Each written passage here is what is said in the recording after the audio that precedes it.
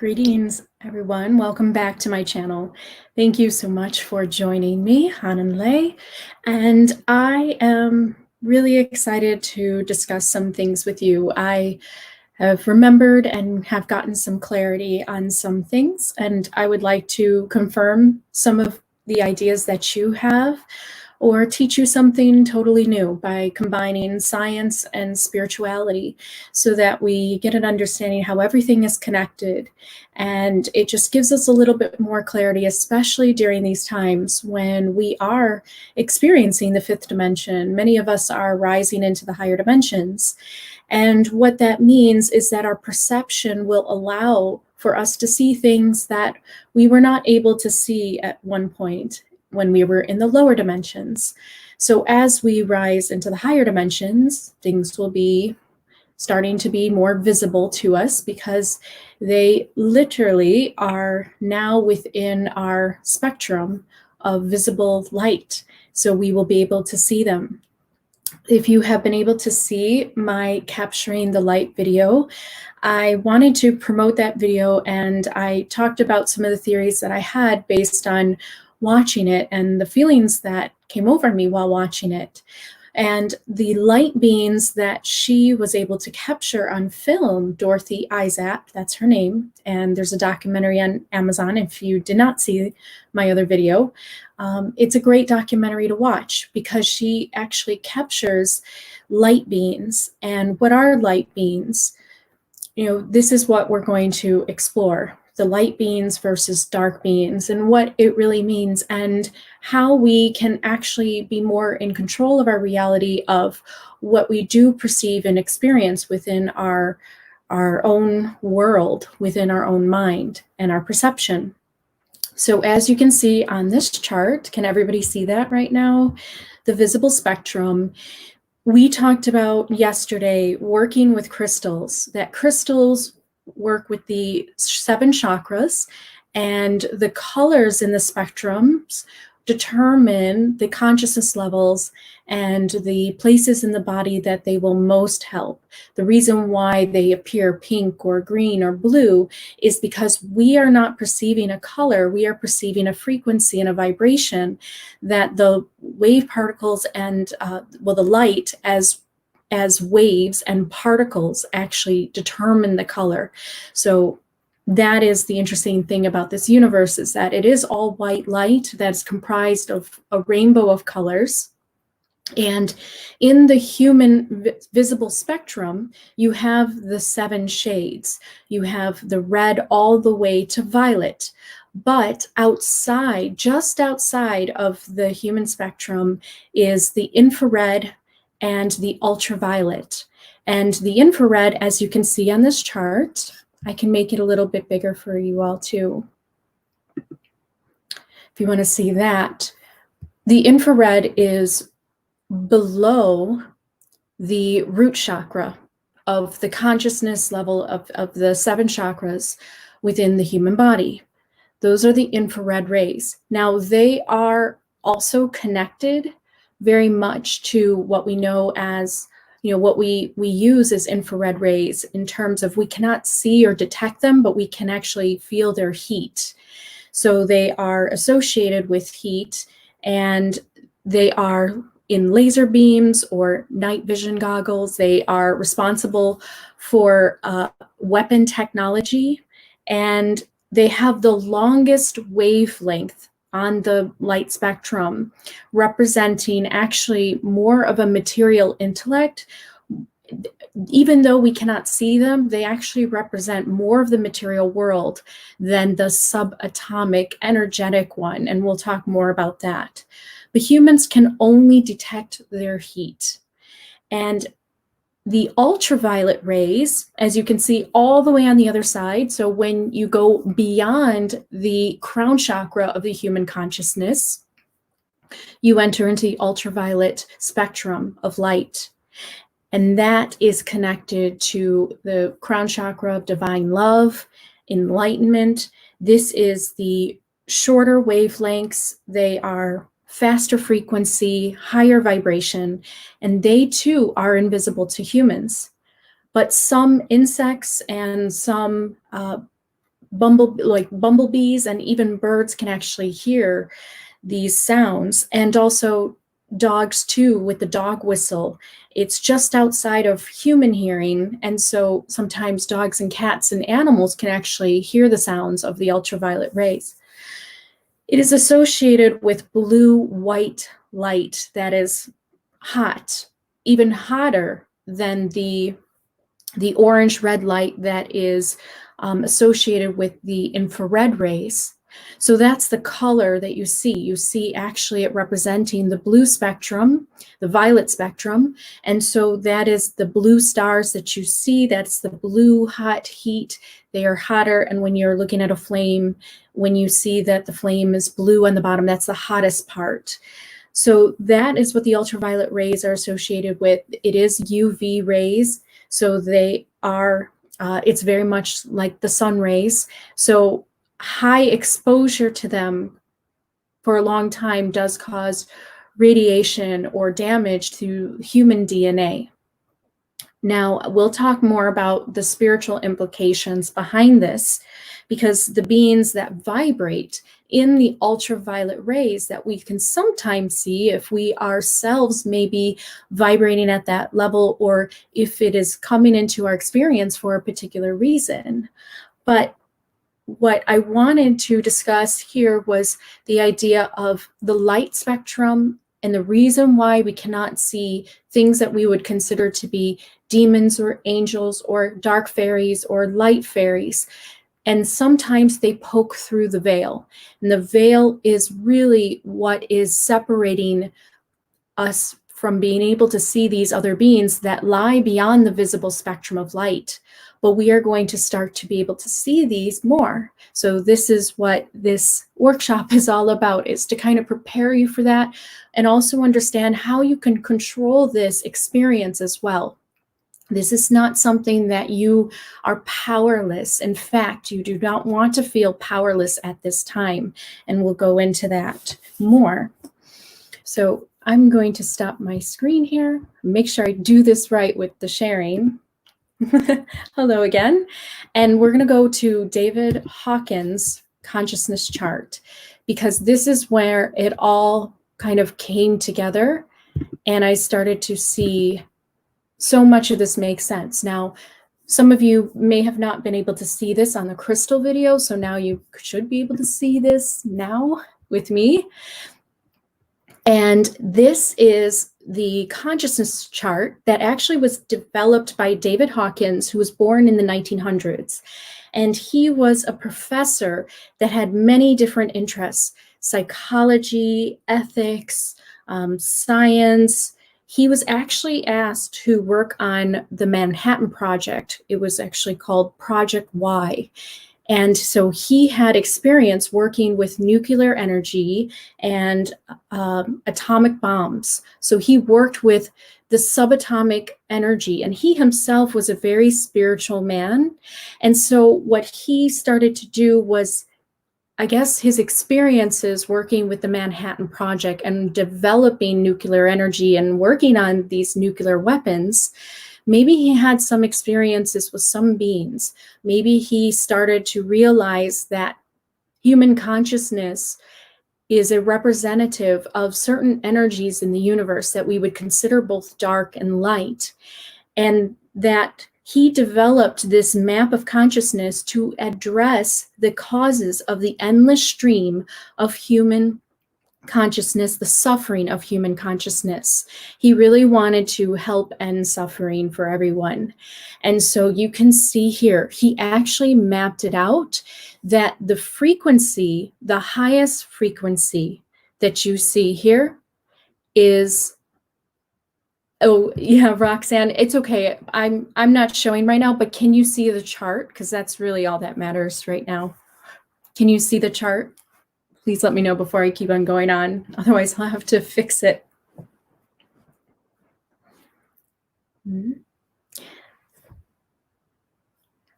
Okay. Well, I will keep on going. Hopefully, everyone can see the chart here. So the chart shows you that the lowest possible, thank you, Pandora, Han and Lei, the lowest possible consciousness level is actually shame. And he was able to map out the frequency was so low that it was only moving at 20, I think it's nanometers of the frequency that he actually measured. Shame is what is the bottom of the barrel in terms of emotion that someone can feel. The associated emotional state with it is humiliation, and the view of life is miserable. So this is right here where the lowest type of entities or the darkest types of beings in the universe are at. Consciously, they are in shame. And so this shows their consciousness level here. Now, when they are all the way down and even beyond shame, so that they enter into the infrared levels, then they are unseen and they carry the shame or even something beyond that. Now, this is about their incarnations over and over again, making many mistakes. And what causes shame is really doing something wrong and always feeling like you've never really made it up. There's never been a chance to redeem yourself, or there's never a type of redemption. So in many ways, this is very true about the idea of demons, in the idea of there are beings in our universe that are searching for redemption. They're searching for the light. They cannot find it because of where they exist consciously. So this is the lowest of the low. And as you rise up, you go all the way up into the orange category here, where the grief and the fear and the desire. So your frequency gets a little bit higher, but you're still within these lower states of emotion. And then you start to rise up into anger, pride. And then this is where you still are not in the heart center. The heart center is where you start to get a neutrality in the idea that you're more at a peaceful place. You have a willingness to help others. There's acceptance within your heart. And then you're moving into more of the place of communication with the divine and opening up that receptor. So you start to get into reason, love, and joy. And then you rise even higher into the higher frequencies and you enter into peace and enlightenment. And this is where the light fairies and the angels kind of reside. But we'll talk about the difference between fairies and angels, because Tolkien had a really great explanation, and some of you may resonate with it when we go through it. So this is the consciousness chart that he developed, and there's another really interesting chart to look at here. So I'm going to stop that and go back one more time. And if you don't see me, that's okay, because I'm really just wanting to make sure that everything is large enough for you to see. So this is the emotional guidance scale. So this is developed once again by David Hawkins, but somebody else made this scale for us to see. So you can see that if everything is from prime source, there are certain directions that you can go further away from source, and you can feel like you're in the dark consciously. And this is where the lowest consciousness and the darkest types of entities reside, in the infrared spectrum of light that we cannot see all the time, except if we start to vibrate at their same level of shame and guilt. They actually become the demons and the punishers of our own guilty feelings. This is why it's important to not do something that is so harmful to others that you would feel those feelings of shame and guilt. Because when you do, you open up the experience to surround yourself with these types of entities that are in your frame of vision, in the light spectrum that you see, and also just what you feel. You will experience these entities. So this is the downward spiral coming from source. You go much lower, and then you can rise into the upward spiral into the ultraviolet. So you can see the colors here. going from the heart chakra downward all the way down to the root, past the root. So you're not grounded on earth. It's lower than human consciousness. You're ungrounded. You're not connected to nature. You're not connected to source. This is where these beings lie and where they are outside of the perception of the human eye. But sometimes we can see them, as I said, when you allow your vibrations to get that low, where you start to experience that. And I can bet that nobody truly that is listening right now, I'm talking about really guilty feelings. Somebody who has done something unspeakable evil to others, and they are surrounded by these types of beings.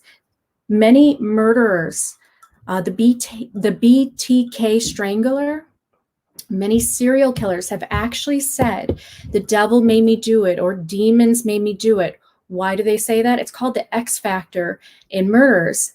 And it was kind of a phenomena, but now we can start to understand, well, yes, of course, because that becomes their reality. They do start to see the demons. They do start to see the devil as a projection of their own guilt and their own shame, those emotional states and those frequencies that we can enter into when we do harmful acts to others. Now, on the other side, if you do good acts and deeds and you help people and you help yourself and you get to a place where you have this inner peace with yourself, then you start rising higher. And that's when you start to see the light fairies. That's when you start to see the lighter entities, because the darker ones cannot really bother you. They may poke through the veil, but they don't have full power. So you always have to remember that.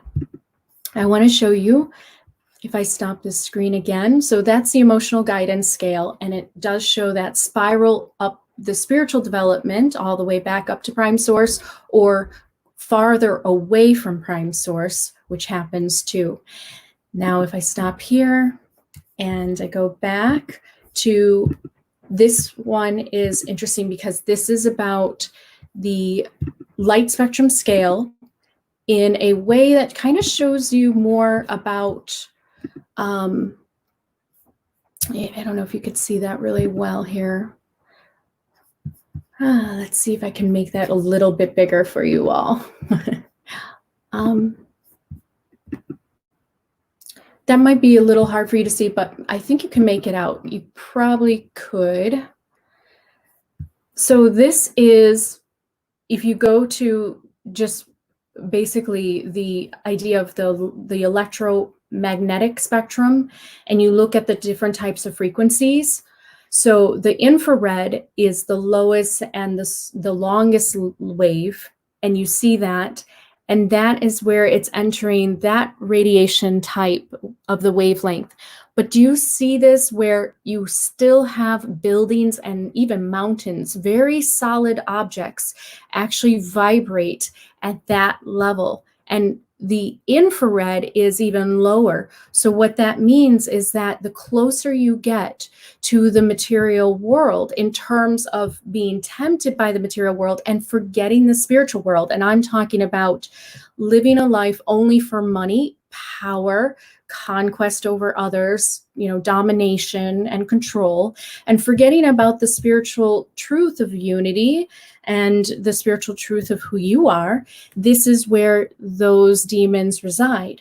So the demons are actually inside of us. They're all around us, but we cannot see them. And they are only going to really affect those that will truly vibrate on their level.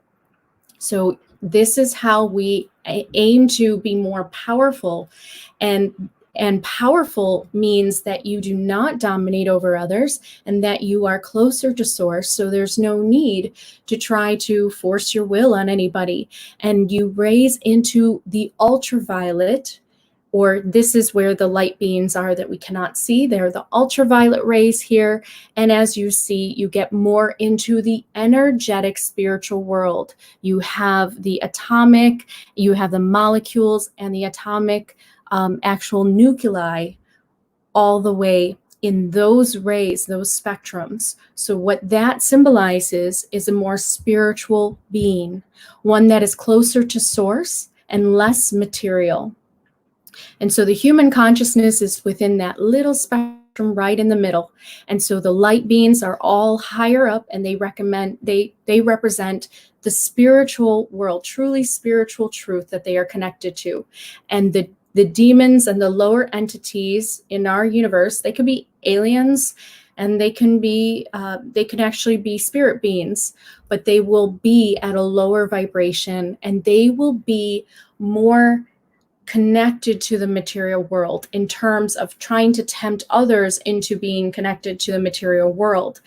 And so humans themselves, they can act like demons or they can act like angels, depending on their frequency that they hold within. So I wanted to go to this one here, so I'll stop that screen. And here is another one for you. We'll get to questions and comments at the end too. So I'm not really looking right now, but we'll definitely get to those. Let's see if this one is the one. Oh, isn't that one better? That's the one I wanted originally. So this one shows you it a little bit more clear, if you can see that, but that's not the one I will go to. I'll go back. And let's go back to this one. I want to show you the pyramid, because this one is a good look at this one. Where did that go? I think it is this one. No? Sorry, I have all these tabs here. Can you still see the screen? I don't want to make a mistake that way and then not show you the actual slide here. But where is that one? Oh, there it is. Okay, so this one. Can you see that one? Hopefully you can see that. I'm just going to, that is too small. Okay, so this one is also from David Hawkins, who worked on Project Y. And this shows you even, and he is really widely recognized through the scientific community. This is more what we would call spiritual scientists, which Semyase the Palladian said that spiritual scientists are actually closer to the truth than material scientists that refuse to see the connection to spiritual energy that is connected to the science. So he was a spiritual scientist, and so, you know, he's recognized within other spiritual scientists that would see his work as valid. But this is the level of consciousness, and it shows you the different frequencies, and it shows you the zones that you will be in. So when you are stuck in a negative emotion, you'll be pulled by inertia. You will feel like the universe is controlling you and that things are controlling you and you have no power. So you will be kind of pulled without having your own sovereignty. And so a lot of times these beings actually feel very powerless. And so they dominate and control because very, very deep down inside, they actually feel powerless. And humans do too, that harm others. They actually feel powerless. So this is why they do what they do. Then you rise into the higher zones and you start to experience happy and productive lives because you're no longer in the negative emotions and you're not feeling controlled by the universe, but you take some control of your life. You feel some type of personal responsibility to do the right thing and to seek out a happy life for you and for others. And then you move into peak performance without stress. So this is when you start to be able to really control how you feel in terms of the amount of stress that you allow in your life, and you really start moving into the sovereign self. And this is where you start to get real power because you have this higher understanding of things. Anything can happen to you bad, but it's about our response to it. That is really determining where we end up and where we go with it. Many of us have had very traumatic childhoods. We've had experiences that are, negative, but there are some people that have a negative experience growing up and they turn into the monster themselves that also harmed them. But there are those that have had negative experiences, and when they grow up, they decide, I'm never going to do that to another. And so this is where that difference is.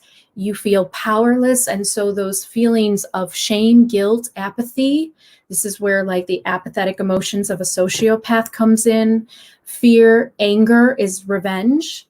So all of these types of emotions start to make you actually feel very powerless. And this is where some of the darker beings are, some of the darker, negative extraterrestrials that are messing with humanity are at. And this is why they feel what they feel.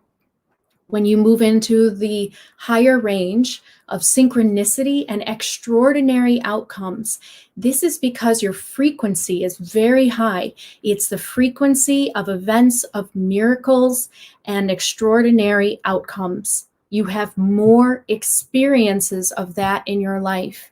Your vibrations, your frequency is so high that you will experience more things that you may think are miracles and gifts and blessings. But simply you are just rising into the spectrum to see the truth, the spiritual truth of everything. And so the synchronicity and the way that you feel connected to the universe, when somebody says that there's a synchronicity and it's no longer a coincidence, it means that you're aligning to the flow of the universe.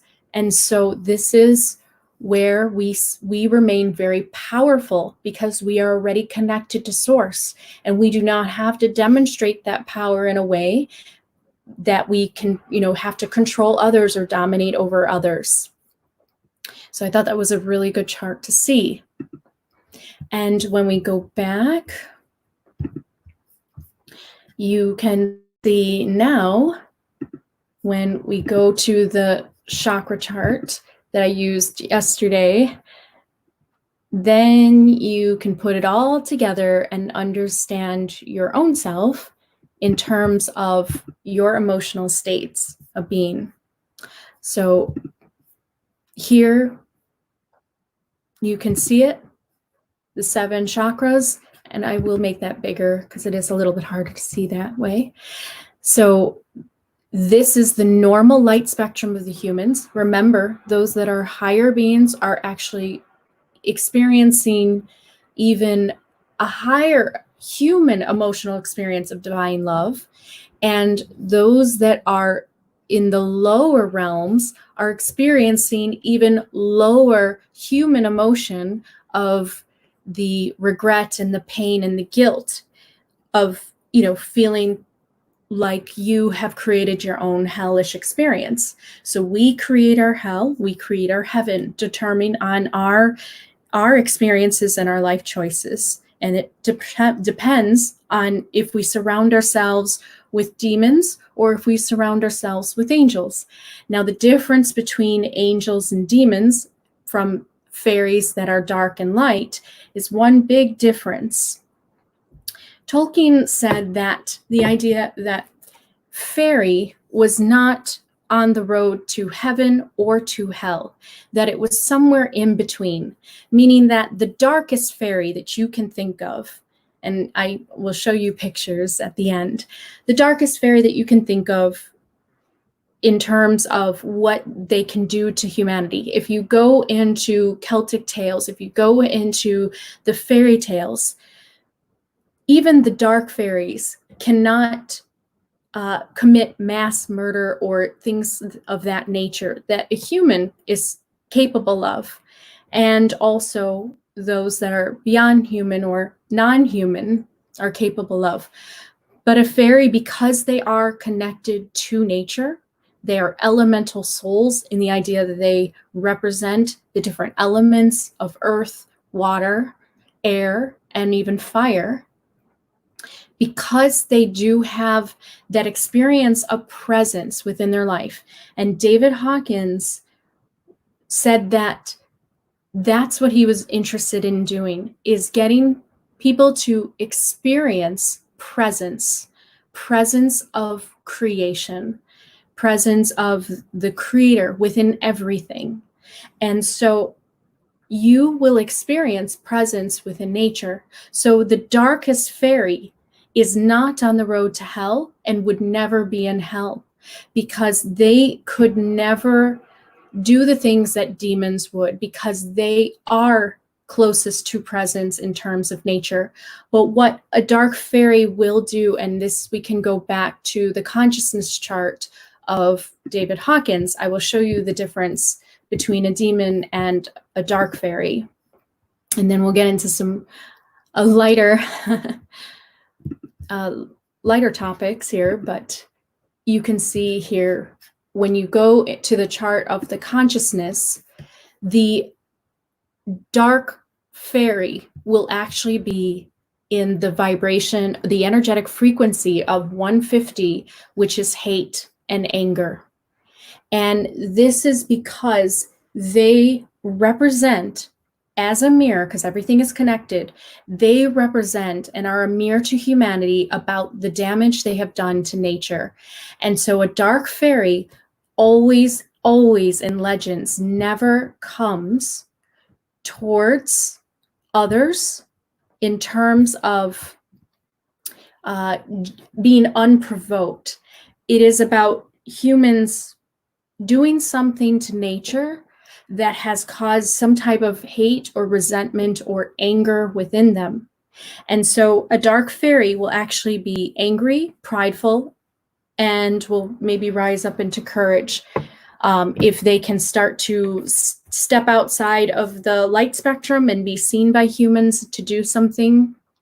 But they are still going to be experienced as in the infrared rays, but they're not going to be actually representing the darker emotions. They still actually will be even lighter than demons. Dark fairies represent the unconsciousness of humans towards nature. And that is their main purpose for being part of our collective, being part of stories. They do not operate like what we would consider demons to be, but they operate in terms of being angry and hateful and revengeful towards humans because of what they have done to nature.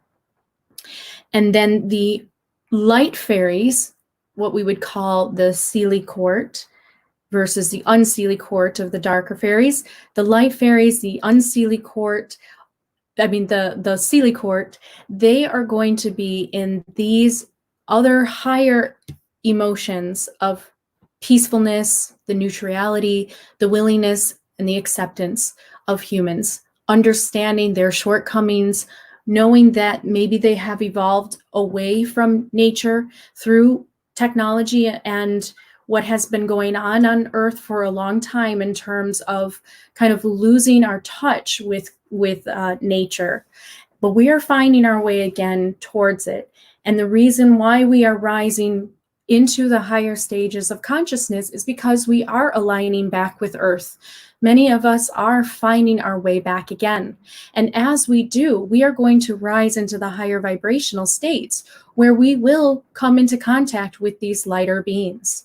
And this is kind of what's happening, is that we are getting more and more messages, more and more proof and evidence that there are extraterrestrials and other beings that are here on Earth or are looking out for us and are giving us messages about spiritual development in order to help us rise into these higher vibrations and these vibrational states of being. Because if humans do that, no longer can the infrared ray beings actually get to us any longer, in terms of we will not vibrate on their level. That even the human spectrum of consciousness, we will be above. And so if we can work to move towards a peaceful world, we will not have these types of entities that are still within our experience. So that is the whole point of moving closer to source and away from these types of tempters of the material world that come in human form as well as in unseen energies around us in the infrared light spectrum. So this is what everything is about in terms of moving into a higher state of consciousness and liberating ourselves from any types of negative beings that can cause any kind of spiritual darkness within humanity. And as you yourself rise into these higher states of consciousness, your perception of the world is going to open up. The light spectrum is actually going to move into the ultraviolet, where you will start to see beings that reside in the ultraviolet, in that sunlight, but you'll see them. You'll glimpse these fairies. You'll glimpse these types of beings. Now, the reason why Tolkien said that it was not the road to heaven is because fairies can take a neutrality place in terms of they can be peaceful and they can coexist with humanity for a while, and they can care about humanity in terms of helping them out when they need. But angels are actually more messengers of spirit. And so there is a little bit of a difference there in terms of the consciousness and the feelings. Some light fairies may not be at the place of enlightenment, meaning that they might not experience themselves as one with source, but they might, because they are so close to nature. So that is maybe the difference between the angel and the fairy.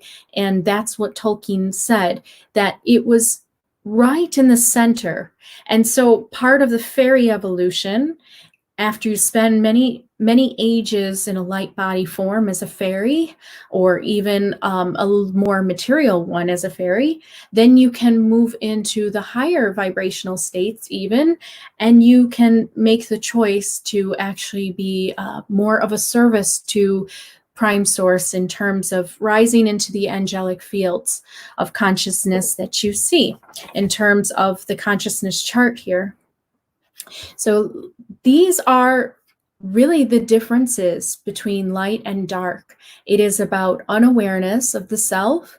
It is about being the furthest away from source in consciousness state versus being closest to source and remembering your spiritual self. I will say this, once you truly awaken spiritually, you can always get back to that place. So you may go up and down in consciousness, your frequency will change. You're not always going to be vibrating very highly, and it will change. But because you have entered into that place of enlightenment at least once, or peace and feeling in love with everything and feeling one with source, you will be able to find your way back. It brings a bit of an imprint into your life where once you awaken, then you can always find your way back.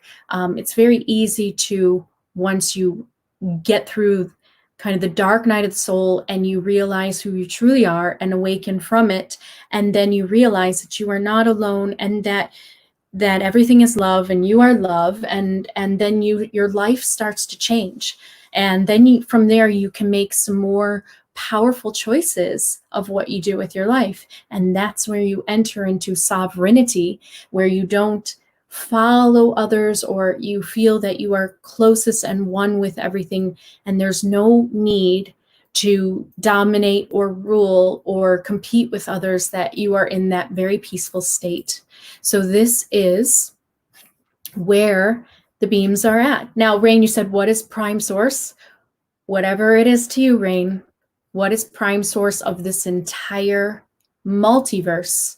That's kind of what Prime Source means. It is different for all of us because I can't determine how you see that Prime Source, but there's a field of consciousness that we are all kind of connected on. And that to me is where Prime Source is. And that's kind of the spiritual truth of unity and the harmony of cooperating, because we are one, but we are the many. And so that's what Prime Source is, whatever it is to you. Okay, so I hope that that kind of helped you, but let's go to some comments and I'll see if I have to get more into it, but I do want to show you this picture here because this was interesting about Brian Froud. I want to show you this picture. Brian Froud was one of those artists and visionaries that really, I think he really understood fairies in a real way. And so he often would, he has some really beautiful artwork of fairies. If you look at his fairies, especially his good fairies, he has a book of good versus bad fairies. And he will tell you about the bad fairies, that they are mischievous and they can be tricksters, but they're not as bad as what we would consider to be demons in terms of their emotional states. Now, this is what he considered a good fairy. The blue fairy here that you see, and many of his fairies are always drawn with a blue light. Tolkien used that reference as well. Blue light is something that appears within his stories. So either unconsciously or subconsciously, he knew that in terms of, he knew that the beings that are the good in terms of higher consciousness and living within divine love, then they are in the ultraviolet rays. And the ultraviolet is beyond violet in terms of past that indigo violet spectrum. But if we wanted to see what those beings looked like, oftentimes they do look blue. There's a bluish light to them. Brian Froud's good fairies always have a blue white light that is around them, and that is the ultraviolet rays that you see. And Tolkien used it within his stories about the Fëanorian lamps, the crystals, the certain the blue light that he would always describe. And I think he was very attracted to the type of stars that also had a blue light.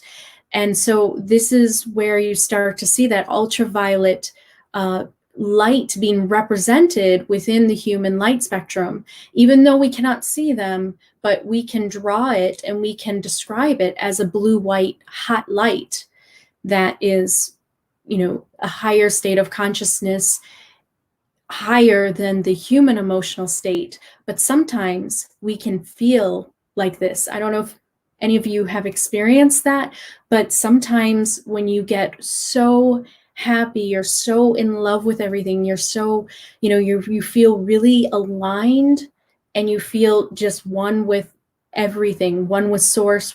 You can have these moments where you enter into that place.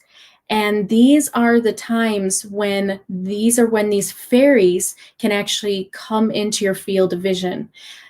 When I have seen fairies, I have been out in nature in a very happy state, and I have seen flashes of light. I have seen them in my room at night. It is not when I'm in a lower state of guilt or shame or suffering, but it is in the states of the higher vibrational states, like where I'm happy with life and where I believe and trust in the universal power of love. And this is where I start to see these beings. They start to come into my field of perception, and that's the light spectrum. So if you want to see more of these beings, then you simply have to trust in yourself and move away from the lower negative states that there should be no reason why you should be in for a long period of time. Now, of course, things can happen in your life, but then you just have to recognize it and you have to move from it so that you don't stay in those zones of inertia, as it was talking about, being pulled around by the world and by others. So that is the blue fairy. And I wanted to show you a dark fairy to Brian Froud. He also, if you have the book Good Fairies and Bad Fairies, when you flip it over, then you have the bad fairies. So I can show you that. And the bad fairies never have a blue light, but they have kind of a very interesting look to them. They're almost, let's see if I can find it, make sure I can find it here. they almost have more of an earthy type of appearance to them. Within his stories, he always makes the darker fairies more grays and dark browns. So they have more of an earthy elemental color to them, and they do not have like a glow about them, but they do have more of an earth-based type of look to them. And so that's how Brian Froud a lot of times would draw his bad fairies. His bad fairies could be anything from a beautiful type of seductive fairy all the way to something that's more mischievous.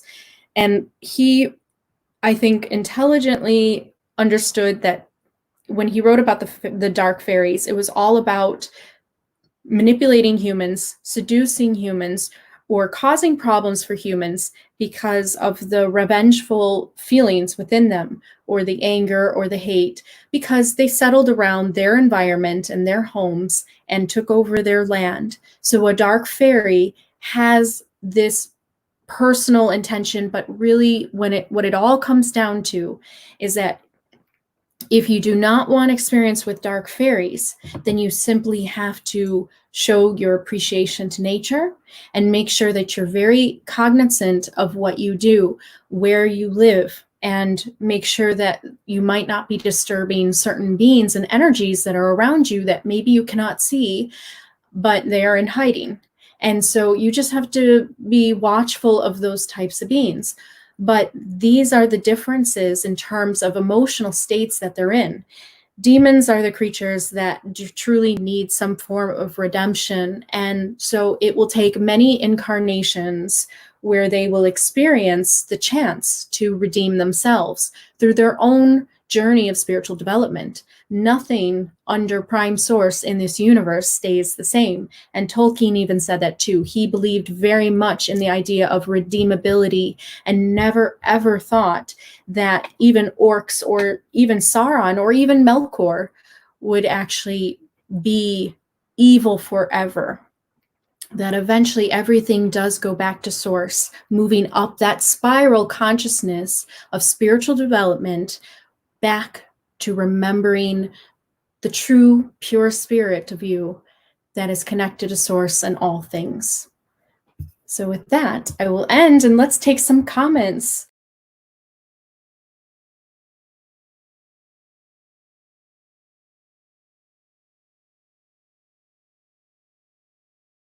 Sorry about that, I'm back. I think I hit the wrong button here. So I hope that kind of gave you more clarity about why sometimes we can't see certain beings and where they lie within the human spectrum. Now, some people have the ability sometimes to see those beings, and it depends on what vibrational state you enter into. So the demons are there to punish ourselves. The angels are there to show us love and support us in times when we enter into a place of where we can receive that, where we can experience that love from the universe.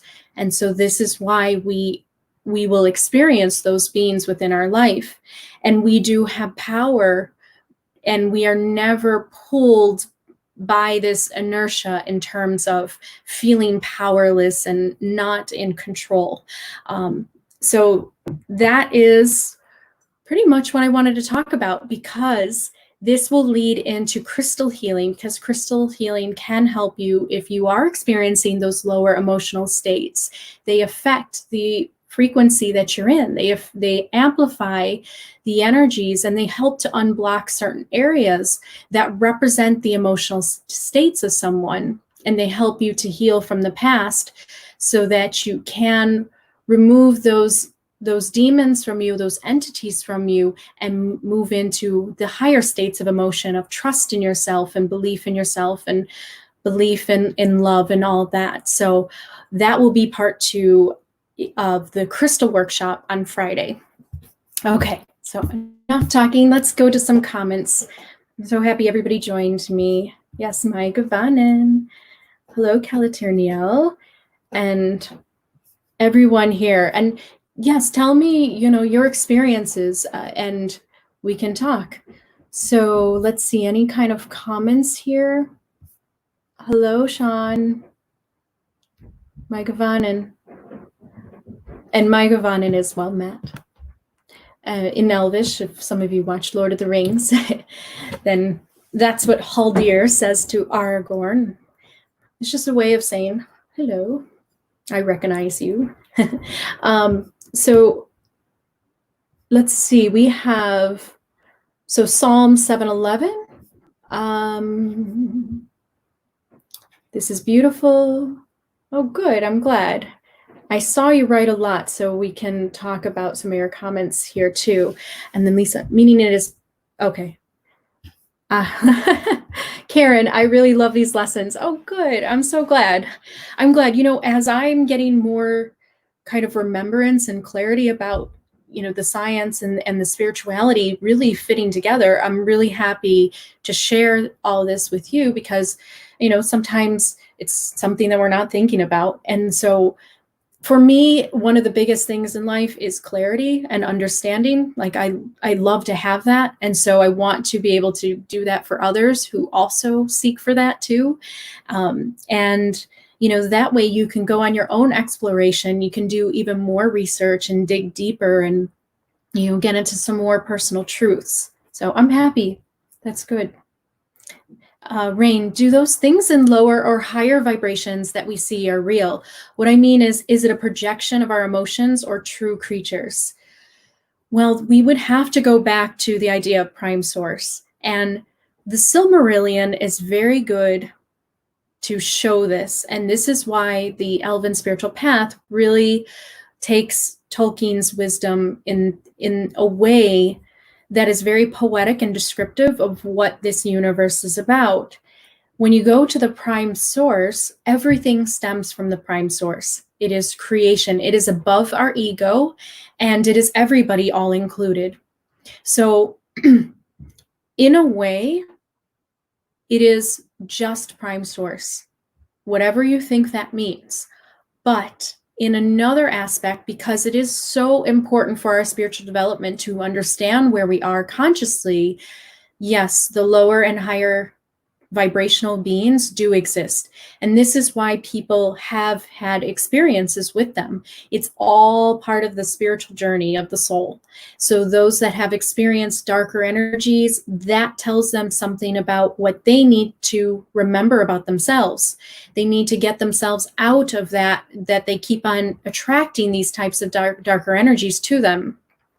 And sometimes darker energies will try to battle those that are in a higher state of vibration, but they know, and it bothers them so much because you can feel them psychically get angry at this, but they know that when a being enters into a place of sovereignty and the power, because you're close to all that is, and you're in divine states of love, then that is where these beings cannot touch you. They can really not harm you because you're just vibrating at a place they can never really reach. And that's also the power that you see of the elves with Galadriel's light, that the light can be so powerful that the darkness can just scatter, and so that's what, yeah. Oh, and also the blue light we see in the vial of Galadriel, the light of Erendiel. So that also is a blue light too. So that's the ultraviolet rays of consciousness, basically, that Tolkien is representing as well. Psalms, I've been hurt a lot before, but how you should raise your vibration slowly, or if you are empathic, should it just let it out and tell people you love them, even if it might reject you? I would say that you always have to go with your truthful, feelings and who you are. Even if someone rejects you, at least you have shown love to them, and that will come back to you. Even if someone else is not in love with you, if you put yourself out there, your true emotions, and you really are pure in your intent, give someone the gift to know that you love them, and they may love you back, and you might just never know. But if they are not ready yet to receive your love, if they are not looking for your type of love, then that's okay too. At least you gave them a gift to know that somebody loves them. And that is one of the most precious gifts that you can give a soul, another soul. And that has a way of coming back to you. It really does. You will see that being returned in another soul. You will meet somebody else who can love you back in the way that you have passed on love as a gift to another. And you didn't receive it back then, but you will receive it, because energy does go in a circle. It comes back in a cycle. And that's kind of what karma is about. It's the cycle of energy that enters back into us. When you look at the 7 chakras, what it is through the root chakra, as you rise up all the way to the crown chakra comes out into this energetic field of divine love. But what also happens is it goes back down, back into your root, and it's this continuous circle of aura of energy. I like my hand movements here. So they actually do connect.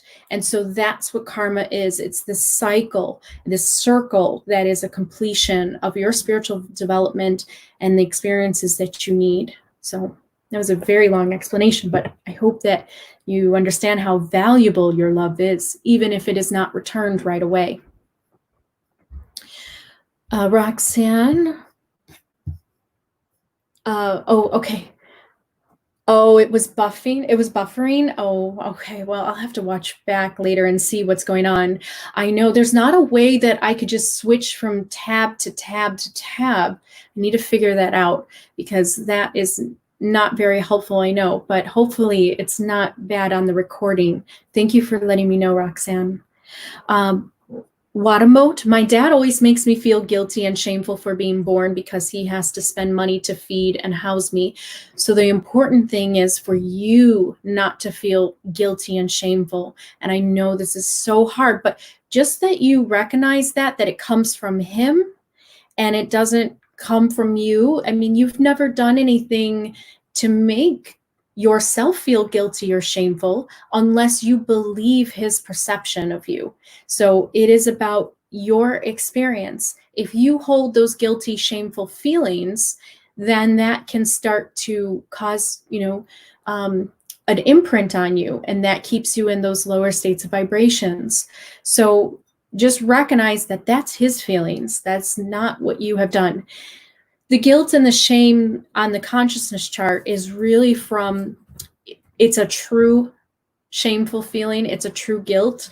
And you can see it in prisoners and in criminals and those that have done wrong and they've done their time in jail and they have murdered someone or have done something really terrible to another. And they experience that as guilt. They experience that as shame. That is probably the lowest of the emotional feelings, to feel, because you feel ultimately that you're worthless, that you don't deserve to live or that to be here. And this is where that idea of redemption comes in terms of trying to make amends. And so if you don't carry those emotions, then that is the most important thing. You need to just breathe it out, just let it go. It is your dad's feelings. It's not you. You have not done anything to make yourself feel shameful or guilty, unless you have, and then you just have to go through that. I hope that helps. Let's see. Oh, Bon. Hello, greetings. You are unwittingly mixing and confusing relatively primitive esotericism with scientific source-guided scalar, sacred geometry-based mechanics of manifestation off all matter, ideas, and thoughts. I happen to know these things for a fact. Your presentation is very subpar, inaccurate, confusing. I'm source energy, well-educated in universal spiritual science, and I gave you the facts. That is the light spectrum. So that's why you can't see things that are beyond ultraviolet or below in the infrared. I don't really know how you can refute. I mean, that's logic. That's the facts of science. So I don't know what else you're looking for, but that's the way that the quantum world works and the electromagnetism that is connected to the light spectrum. So I don't really know how else I can show you, other that's the facts. So, Rianne, that feeling is so deceiving. Let's make sure everyone has a time to feel free and feel that freedom. What is a feeling? Oh, the guilt and the shame. Yes. Yes, it is. And the Buddha actually said that the worst thing a human can feel is guilt. That is actually the worst emotion that a human can feel. So that tells you right there that, somebody that reached a state of enlightenment and realized what helps with suffering states is to get out of that cycle of guilt and shame.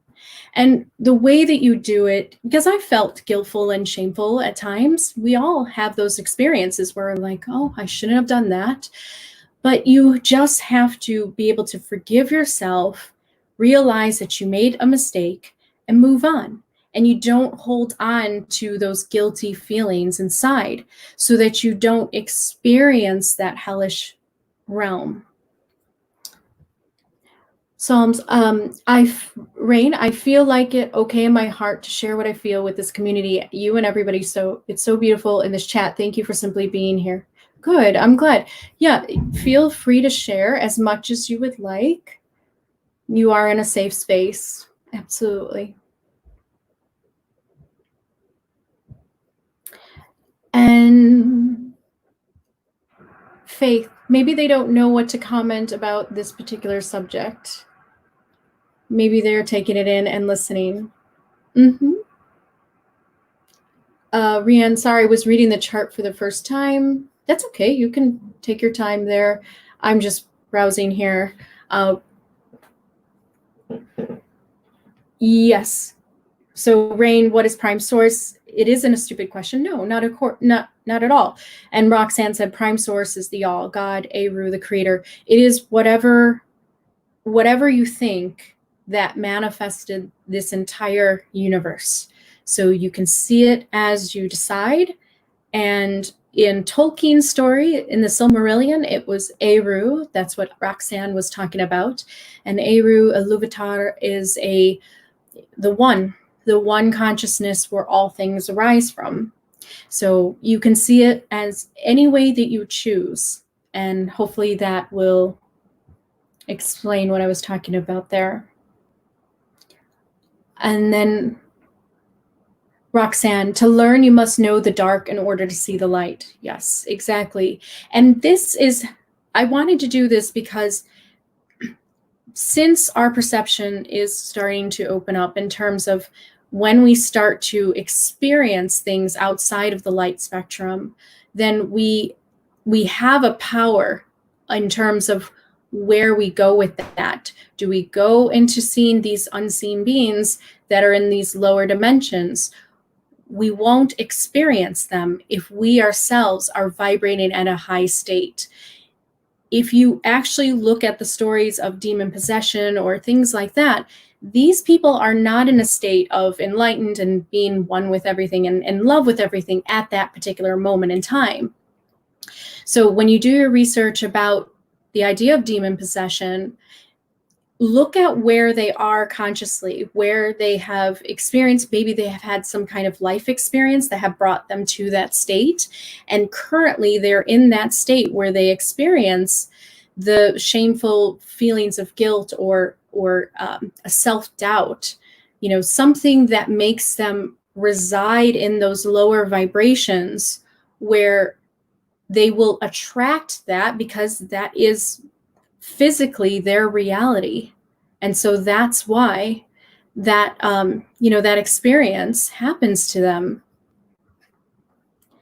But if you know about the dark, you can also know about how to see more of the light beings.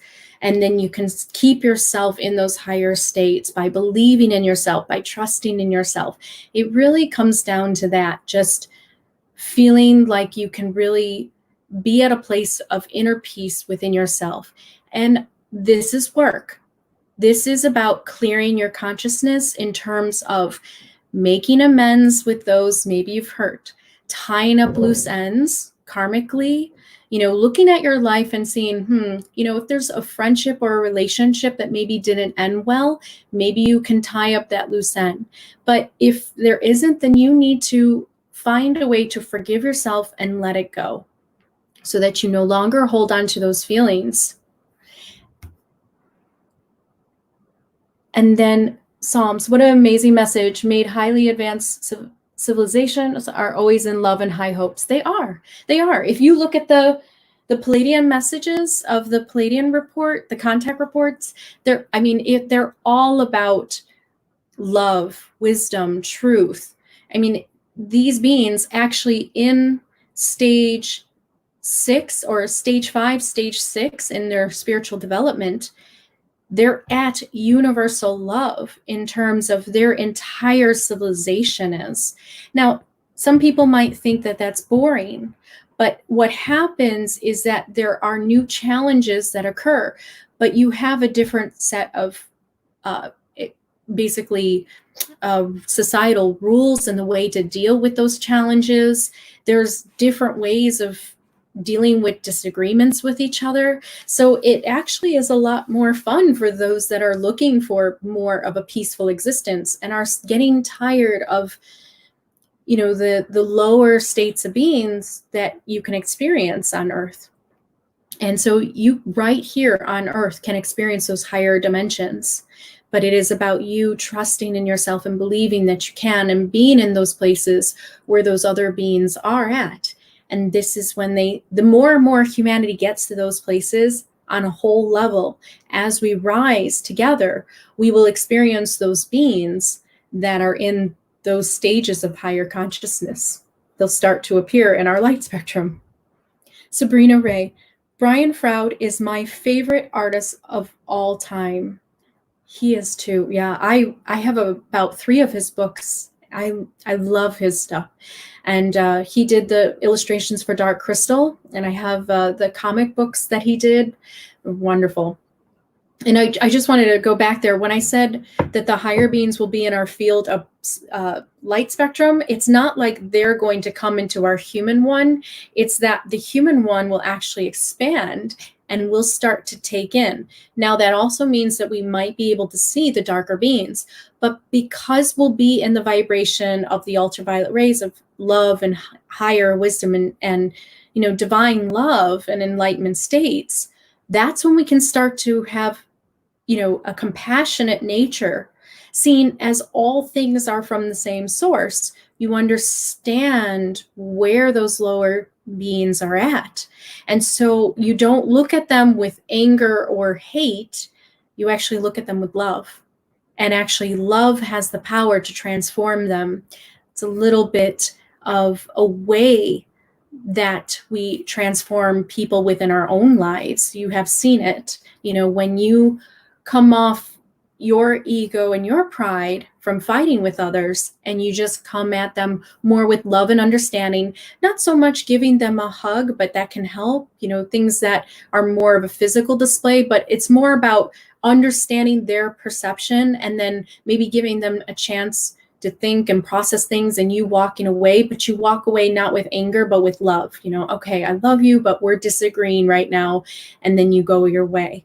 And this is a different type of way of dealing with conflict that starts to happen as you rise into the higher vibrational states. And then, Rain, where do fairies come from? Is it a creation of our consciousness? It's from creation itself. Wherever you think that your consciousness came from, the fairies also came from that same creation, whatever it may be to you in terms of how you perceive it. I cannot tell you exactly what it is, but for me, it is a source of life. It's a source of love. And it is something that we all are at the highest level of experience, the 11th dimension of reality. Most physicists say that there are 11 dimensions, and there might be more. But within this universe, they say that 11 dimensions is the possibility. And so at the 11th dimension, that's where we're all at together, back as one. one consciousness, possibly even our own consciousness as one. So that is something that is all about the personal experience of what you experience as creation. Psalms, the picture art inspired the soul, the blue fairy. Good. I wanted to show you the ultra blue violet light. Yeah, there's a lot of pictures that look like that. They always have that blue-white type of light. Pandora, I've been seeing a lot more of my ultraviolet light friends wherever I'm lone, best described as the colors of an oil slick, but warped like looking in a funhouse mirror. Oh, that's neat. I love that. That's a great description. Yeah, sometimes I see flashes of iridescent light, like it's iridescent, so it has multiple colors to them. They are mostly pinks and violets, and then they have a little bit of the blues and the greens, and so you'll see those colors that represent the spectrum of light. So I think that's why iridescence and like those kind of colors really do represent fairies in a lot of ways. Lisa, Tolkien say that fairies are older than, yes, Earth, Arda, Yeah, there is actually a letter that he wrote to his son where he described that fairies to him are basically older than Earth in terms of whatever elements that we have on Earth, they are the spirit or the energies that would determine the characteristics and the physical properties of the elements that appear on Earth. So they're the energies and the thought forms before the actual physical material world. And I thought that was so neat of Tolkien to show that. So the Fae themselves are older than even the humanoid elves, that the elves were the firstborn of the children of Iluvatar, but the fairies actually were one with Earth as the spirits and the energies of Earth. So elves are a type of fae because they live within the fairy realm, but they are more humanoid in the aspect of in Tolkien stories. And so the fae were older than the elves. But in terms of being the wisest beings of Arda, the elves were considered. So it shows that fairies had a different way of living their lives, and that maybe sometimes they weren't into being the wiser beings of Arda, and they just come from all sorts of different variety of consciousness that you see within the consciousness chart. Yeah, I love how he describes the fairies, also in the fairy essay that he wrote as well. Roxanne, they are beings on the higher vibration. Thus, this talks so that we will be able to sense them as we raise our vibrations. Exactly. Yes. Are there spirits? Are they spirits, Rain? Well, yes, because anything basically that is energy is a spirit. Spirit is energetic, and a spirit contains the values or the properties of something. So you can say that you have the spirit of an elf. Spirit is whatever makes an elf in terms of the spirit, the energy, the vibrational states of being that makes an elf, then that is where you have the spirit of an elf. I'm just doing that for example, but we can take in certain spirits into, our essence, and it changes us. It makes us, become who we're supposed to be. And it's all about creating ourselves as a multi-dimensional being as well. Rain, the color blue and violet have a very high frequency and form. They do. And I mean, it shows on the light spectrum. So you see that. And that's the science behind it. And that's why they are the ultraviolet beings that sometimes we cannot see, but sometimes we can. And the way that we do it is by being in those higher states of vibration ourselves, to see them more often. Sometimes there might be a poke in the veil in terms of maybe it's your personal story that you have to somehow come across these beings to maybe give you a catalytic kind of push into higher consciousness. That could be one way that somebody sees it, even though they themselves don't think they're in a lightened state. But mostly you would have to be able to receive the type of energy that these beings do carry, to be able to feel them or sense them. Otherwise, you might not even know that you even perceived them. So it's about feeling them, because you won't be able to see them. And then rain, or maybe vibration that forms itself for humans to see. Yeah, well, vibration is basically what makes up a particle and a wave particle. So everything is light, and light itself is a wave and a particle, and the vibration is how fast that wave particle moves. So determining on how fast the subatomic particles move is dependent on how you will actually not be able to see them versus you will be able to see them, because they'll be more solid, because it will slow down. And so the more faster a frequency is, it's in the energetic realm, the subatomic level, where you can't see it with a naked eye. But then the lower a frequency is, the more you can see it. But there are beings that are beyond that spectrum of materialism, but they represent materialism because they're furthest away from source, and they represent some of the things that we see in technology in terms of weapon technology. And so that's where the infrared actually comes from and is being used today. Psalms 7:11. Every time I'm at a lake and I see the sun glitter in the water, it makes me feel like an amazing feeling in my chest, and I call it the light spark feeling.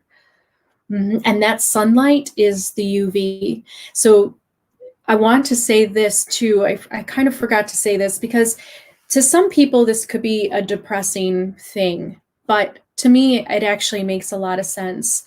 The reason why the elves represent, fading away on Middle Earth is because the higher you get, now this is why some people fear rising into the higher consciousness.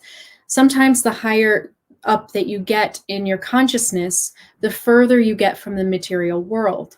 And so you will experience like a fading away from the material world.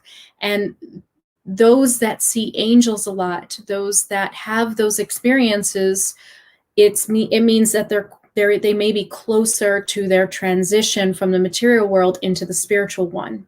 So that's why angels are sometimes messengers of death, is because they come to take the soul into the spiritual world. And so they represent that physical ego death of the soul moving into the spirit world. And the UV light, with long time exposure to the human, it damages the DNA and it causes radiation.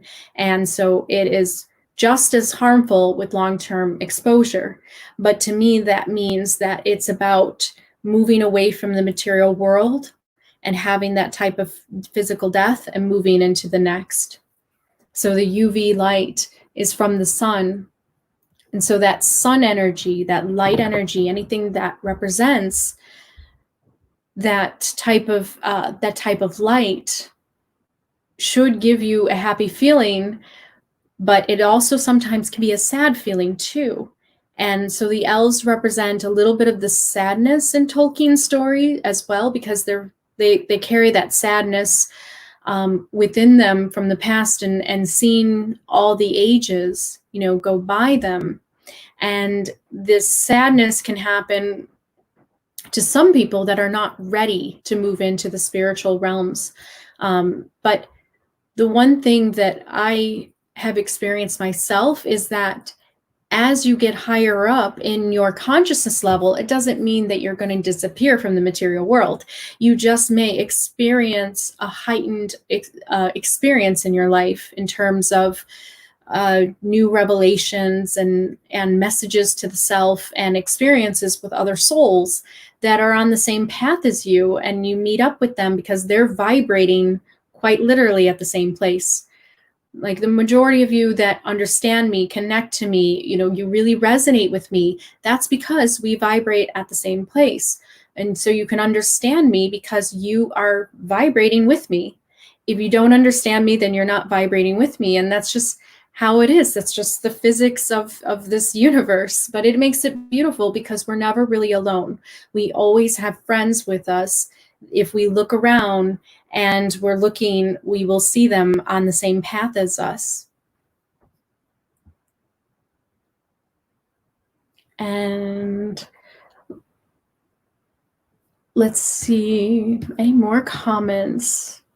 Crozo, even Golem. Yes, Golem is definitely somebody that, well, he represented a potential for redeemability in a big way. Because the orcs, even though in Tolkien's letters to his son and to others that wrote him, he said that orcs were not evil. He doesn't think that anything is actually inherently evil, but they become evil. They become corrupted through, life experiences. And so Golem was not inherently evil at all, in that he represented that redeemability, but it's about personal choices. And so he just kept making that. He was pulled by the ring, unfortunately. So he didn't really have that power. He's a very tragic character.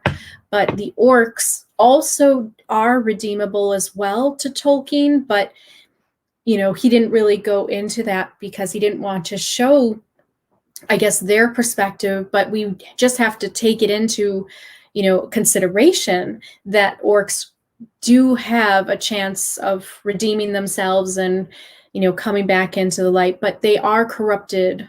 And so it's harder for them, because they're basically a corrupted life form.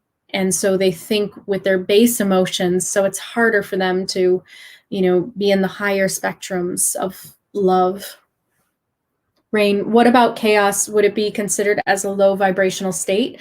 Chaos was not really put on the consciousness chart. Chaos is more, I guess, the energy that we experience of, the chaos and the order, everything apart and fragmented and all over the place and random, and then everything coming back together.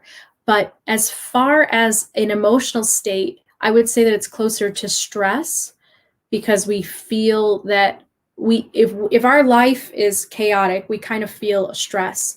And when we go back, I can go back to that chart for you. That was the consciousness chart. That should show you.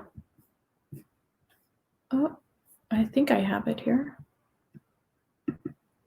Yes. Can you see that there?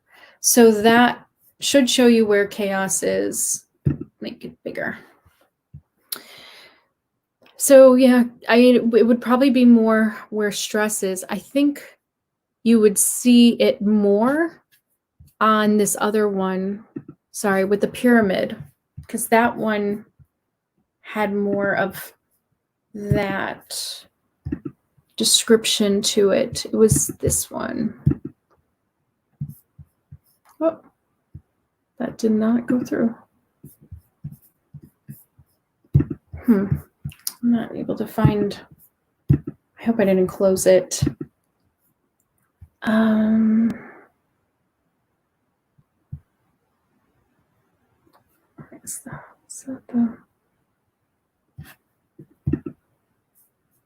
don't know if this is the one here, but this might show you.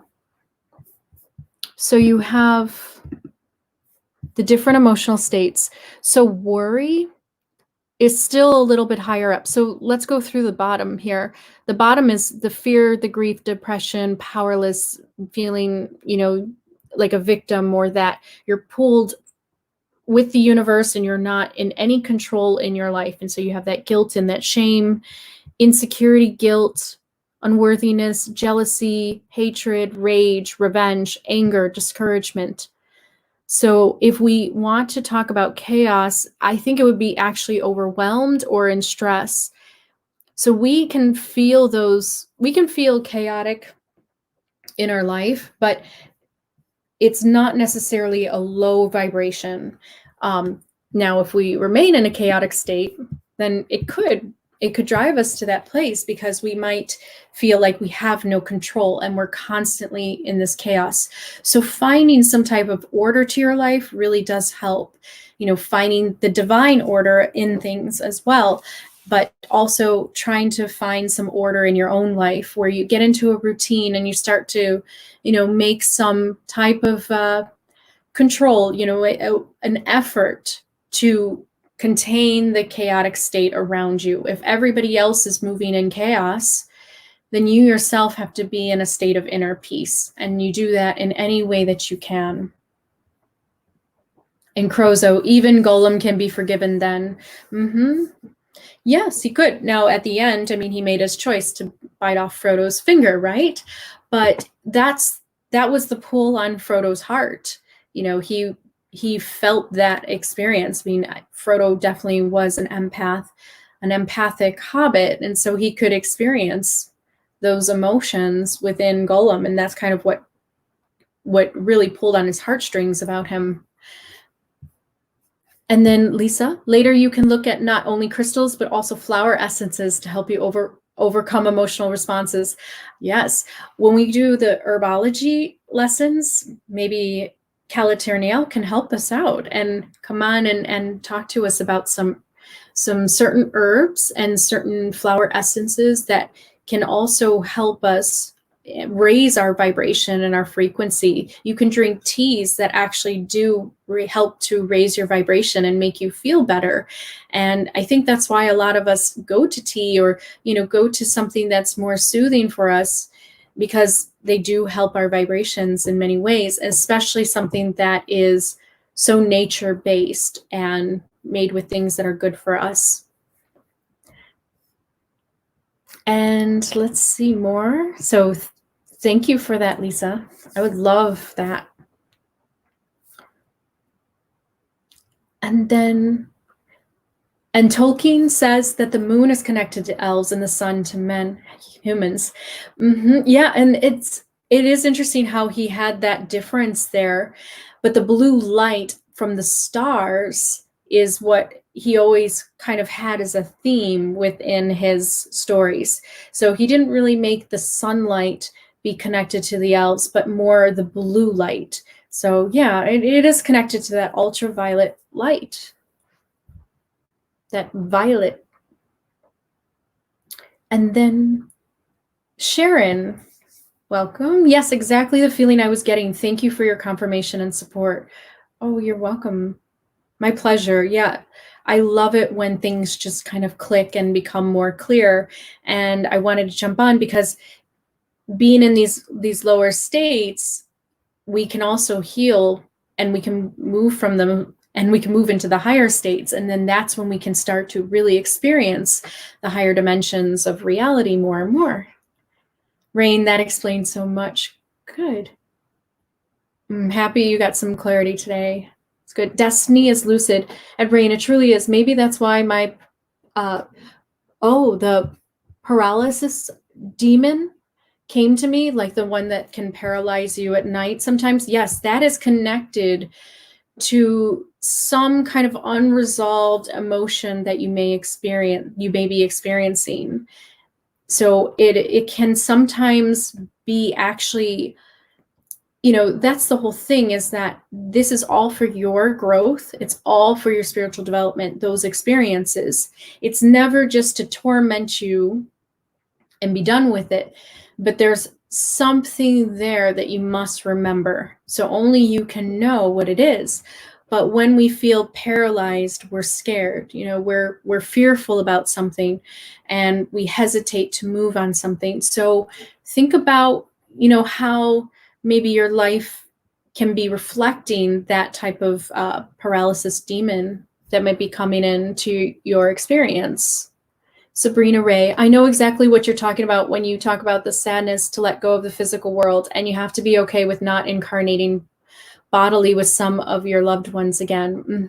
You do, but there's a beauty to it all too. The higher you get into those dimensions of going back to source, you're home, so there's a blissful state, but it can also be sad because you're letting go of the material world.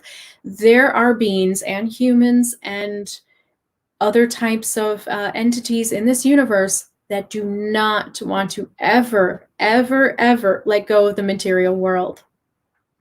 They love their money, they love their power, they love their, everything that they have built, and they never want to see it end. But the truth of it is that it all ends. And so when you hold on to the material world with such a tight grasp, and you do things such as blood rituals and dark magic, and you do things in hoping that you reach some state of immortality, and you do things that are, you think will cause you to live longer and not remove yourself from the material world, you cause yourself your own pain and suffering. You're in those states of actually lower vibration. And so it's best to be awakened to that realization that everything eventually passes on. And so if you can hold that within you, that's where the higher vibrational beings are at, where they see death as a natural cycle. So if it comes to you in a natural way, then that is what you do. I mean, of course, there's a way to fight all you want, but there are beings I'm talking about, they take advantage of others, and it's a little bit more about dark magic in terms of using the life force from others in order to live longer. And that's a real thing that some people try to do. Now, whether it works, I'm not so sure of that, but that's what some of these secret societies and occult and, the darker magic is about. And we hear about it sometimes coming out in the news, right? We hear about some of these child molestation rings and, lots of really scary, dark things in this world.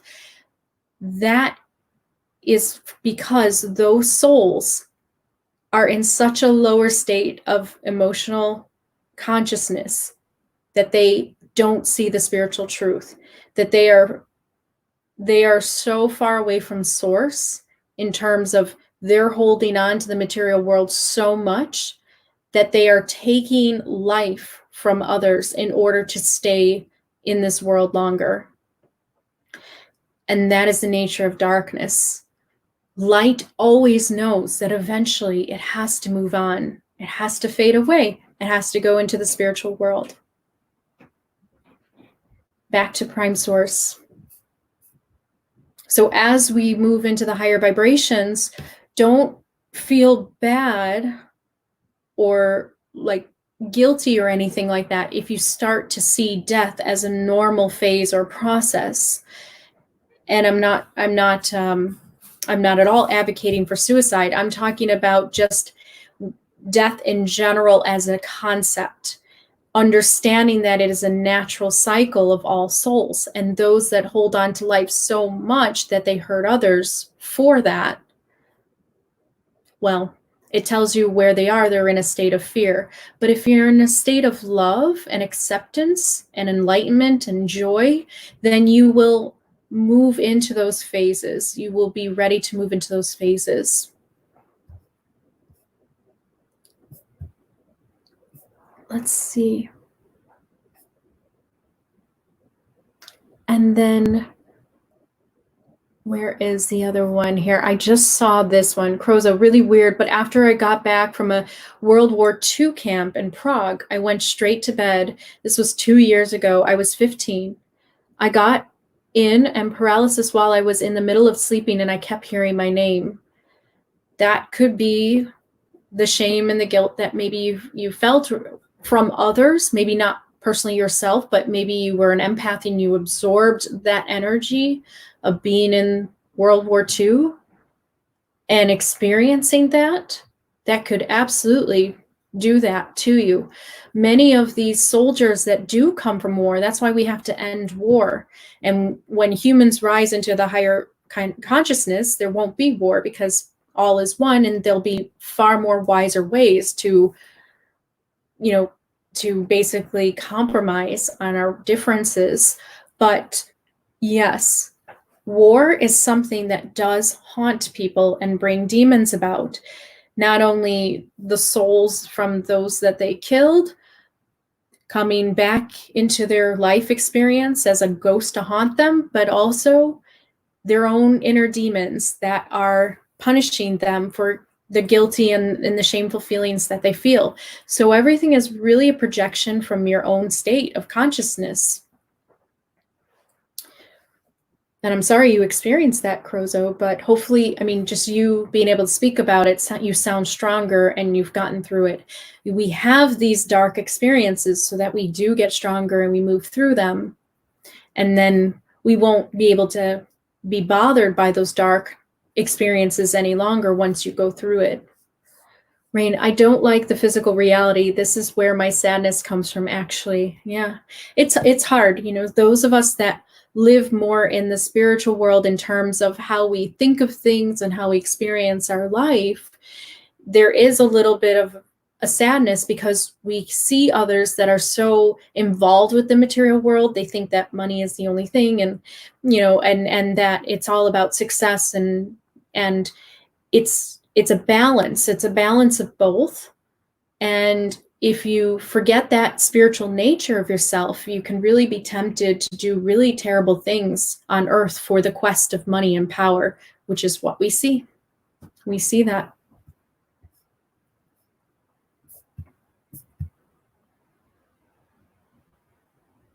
And then let's see. Destiny is lucid. I have PTSD and I'm on medicine. I deal with panic attacks and flashbacks. I usually self-soothe with ASMR and art. Yeah, that's good. And, you know, medicine can help us determining on what the medication is. And if you can look for some natural types of healings for yourself, it can help. Like when you start using crystals and getting into herbology, as we're going to get into, these are all things that you can include so that they can help you with these panic attacks. So hopefully you can get some more healing from that. I know post-traumatic symptoms are very difficult to deal with, but part of it is about letting go and healing and moving away from that past and experiencing yourself as a spiritual being that had that experience. And now you are stronger for it. And it has moved you into this spiritual development. You know, as we go through our incarnations, we get higher and higher and higher, determining on our personal choices and our consciousness states. So I wish you all the healing, and art is very good. It's very therapeutic for us. Music, art, all of that, because it stimulates the neocortex. It's the higher mind, and the higher mind is not so primarily concerned with the material world. The stuff that happened to us in the material world, it's almost secondary when we think about art and music and humanities and things that touch our soul.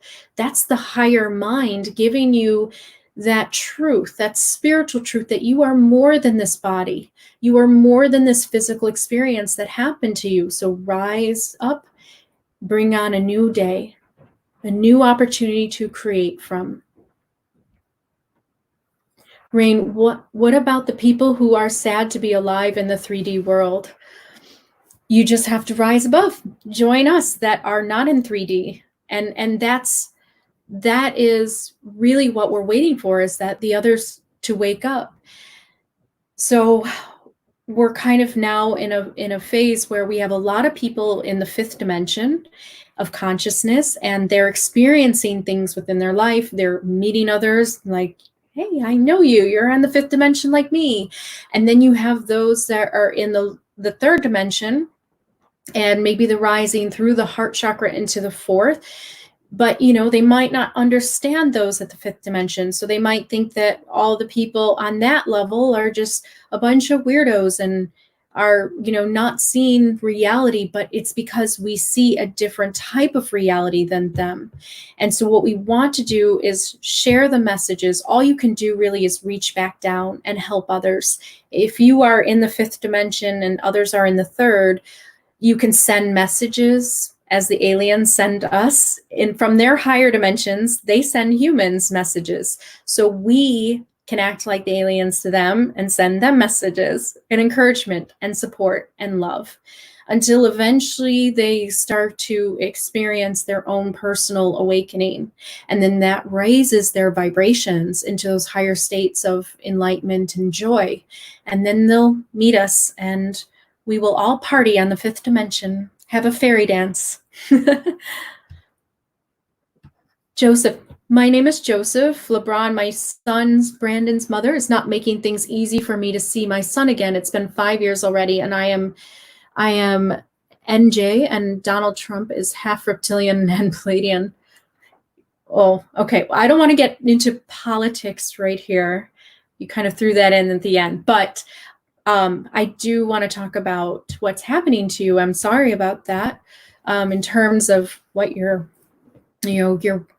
ex-wife is doing. That is the thing, is like, I've had some tough experiences. Everybody has. And so what we do is we do our best we can. And when you come at a place of understanding, when you raise yourself into those higher vibrational states, you have an understanding about others too. So you understand about yourself and you understand about others. So you have to look at it from her perspective, and you have to see that she is doing the best she can from the consciousness that she is at. And that's really all that she can do. That's all that anybody can do.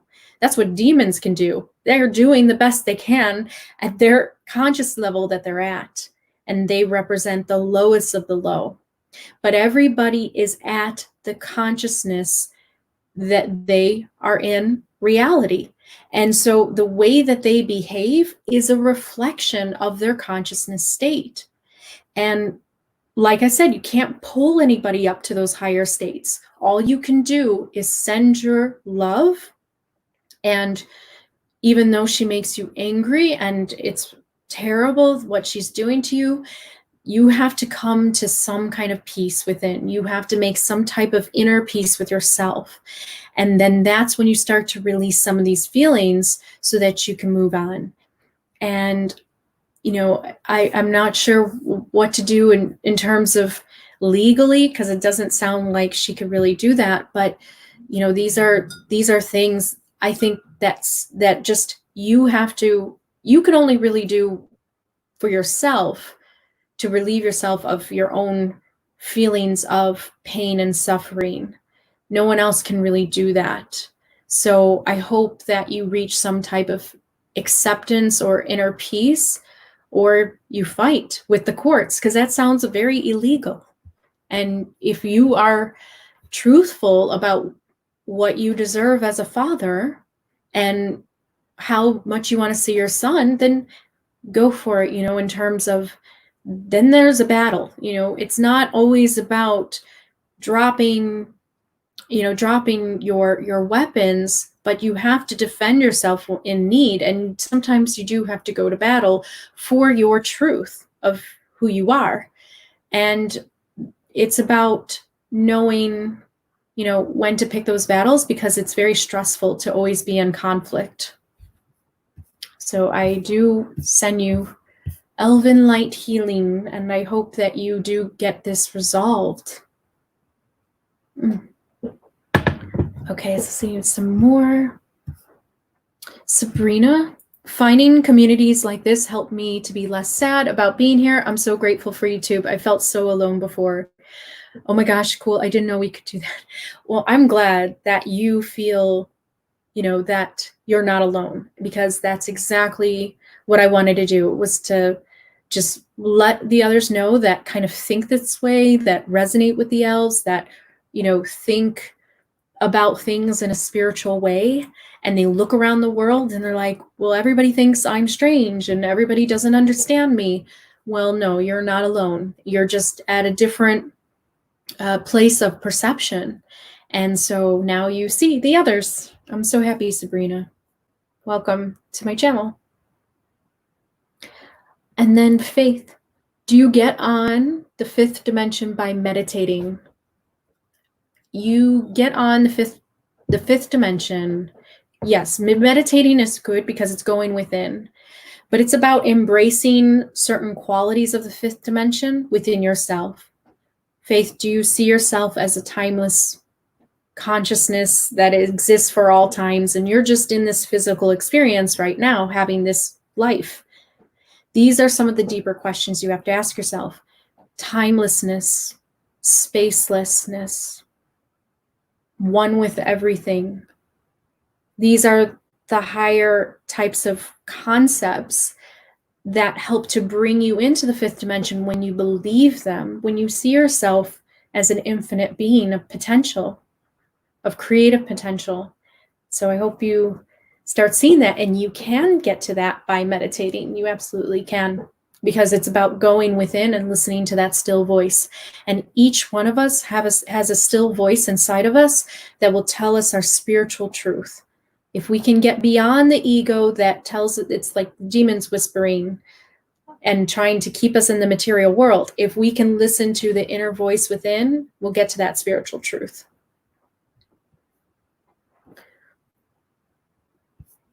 Sharon, yes, let's rise above together in this 3D world. I'm all for it. And you know, Einstein has a great quote that we cannot build from the consciousness that we are currently at, but we can build upon a new world, create something new with a new consciousness, a higher consciousness. So that is really what revolutions are about. They're consciousness revolutions, because physical revolutions only last so long.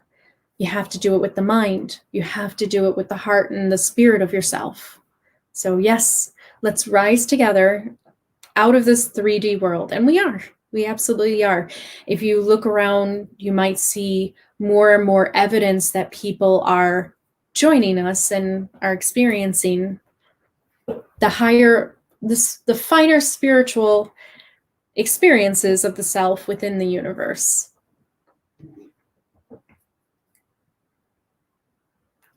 And Lisa, even if you have a diagnosis that she uses against you, you are still entitled to see your child, even if supervised. I feel the same way. I do. So I hope that I hope he gets that resolved, because it doesn't sound very fair at all. So yes, there's some inner healing and acceptance that has to take place, but it also is about you speaking your truth and getting what you deserve. You know, don't let anyone take advantage of you. That's also the sovereignty part. So, Rain, I'll just ask the same question as Sharon. How do we discover more of our starseed elven soul? I guess just start to go within more and more, connect to nature more and more, in terms of allow yourself to feel one with it. Allow yourself to experience yourself as having the spirit of an elf, having past incarnations, or actually being a starseed elven soul on Earth, here to, you know, be connected to nature and to show humanity maybe something that they have forgotten. That's what a starseed elven soul is about. It's about having the qualities of an elf and bringing seeds, planting seeds in the world, so that humanity's consciousness can reconnect to nature, reconnect to that balanced state within, and being connected to everything. So those are some ways that can help you. And of course, reading a lot of Tolkien can help you, because the more that you put yourself into that state of going into their realms, you know, knowing how the elves behave, the more and more you get in touch with what resonates with your soul, and the more confident you feel about who you are. That's what happened to me. The more and more I got in touch with Galadriel and Elrond, and I really listened to their words. If you watch my series, The Kindness of Elves, I have 3 parts to it. If you watch that series, even while I was doing it, I was getting more deeper into my elven soul.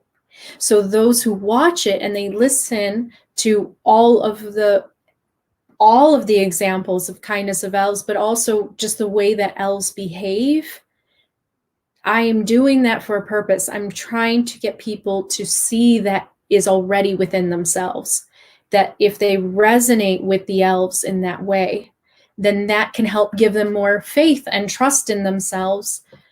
And so, that's a really good way of getting in touch, is surrounding yourself with the image, the thought of elves, and then seeing yourself as one with them. So I hope that helps. Faith, could you be in the fifth dimension already and be unaware of it? Yes.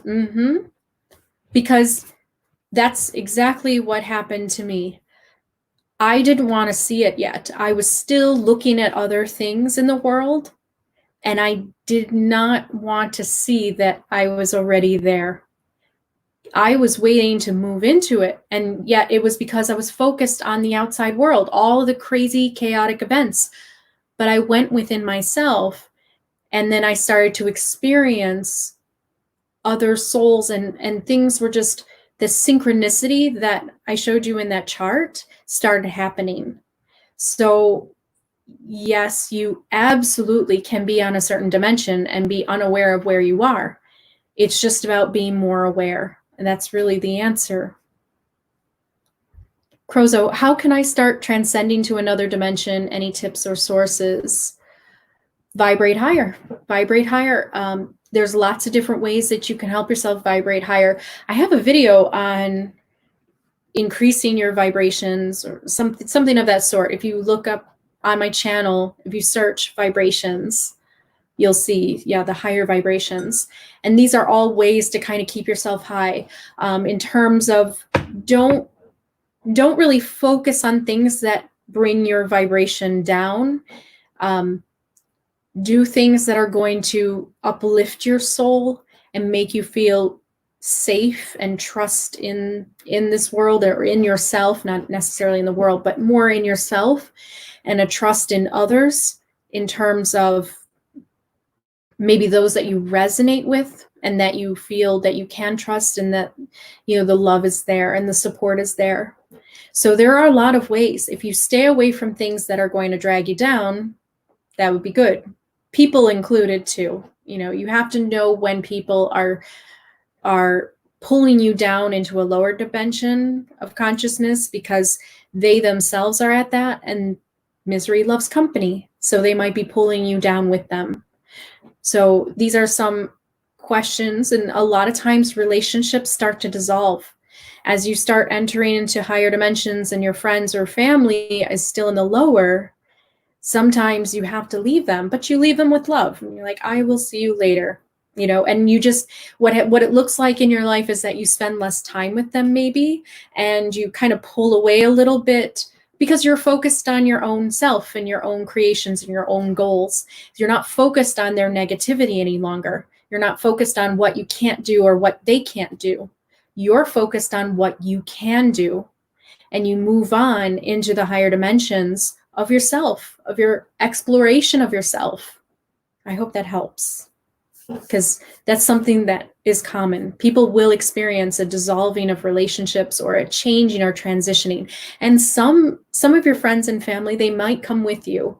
The more inspiring that you become to those that are around you, the more that they see you happy, the more that they see you in a good place in your life, the more they might want to know, what are you doing? And so it's contagious, and that's the beauty, and that's the idea, that we are all connected. So when you rise, others rise with you. Melanie Mendoza, what first captured your attention about Tolkien's elves? Their behaviors, their mannerisms, just the way that they were able to kind of be an objective observer on things, and they were fair in their judgment, and something that I've just always tried to be, and I believe in, just their values and their behaviors, and also their, what they represent in terms of aesthetics of art and beauty. Like, I've always loved beautiful things and art. I believe that beauty can save the world in a lot of ways, not a processed type of beauty, but a natural beauty. So more connected to nature, but more in terms of just natural state of being.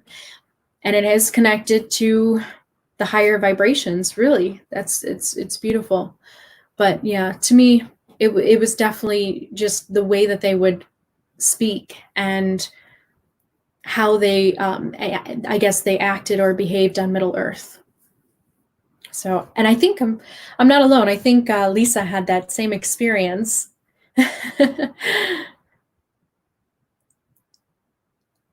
Yes, in one word, love, learn love, love of self, love of others, love of all at once. That is a great ending to this. Exactly. It really is about love. It is. And sometimes people may think that it's not about love and light, or there's sometimes a negative thing about love vibrations, but it's deeper than that. It's about recognizing that even though that person is doing something harmful to you, you know where they come from. And so there's this feeling of connection to all beings, but it really does come down to love. And the more you love others, the more that you love yourself, the less this world even matters. You can live in it, but you're not really part of it. You're not what makes the societal mess of things. You're somewhere above it.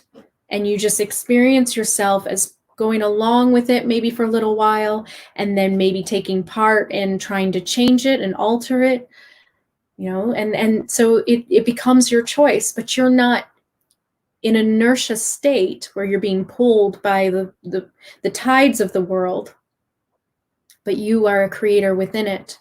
You are the one that is changing something about the world that you wish to see. And you can only really do that when you finally wake up to believing in yourself and seeing the love and reaching that divine state of love. So yes, love is the answer, because it allows you to be truly sovereign over the self. And that allows you to be in your most creative state where you change this world. Even the smallest person can change the course of the future, as Galadriel said. Joseph, you're right. I've done the courts. I've seen just made things harder and harder. I live alone, actually. I am with my two dogs. I was also adopted. The government messed me up in my head, and I think I'm going down here. Oh, I've always believed it's not. I also was adopted myself. Oh, I'm sorry. I will never give up, actually, because I'm Sparta.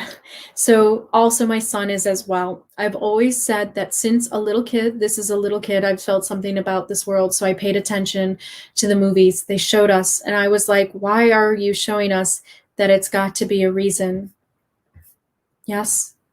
Oh, I've always believed it's not. I also was adopted myself.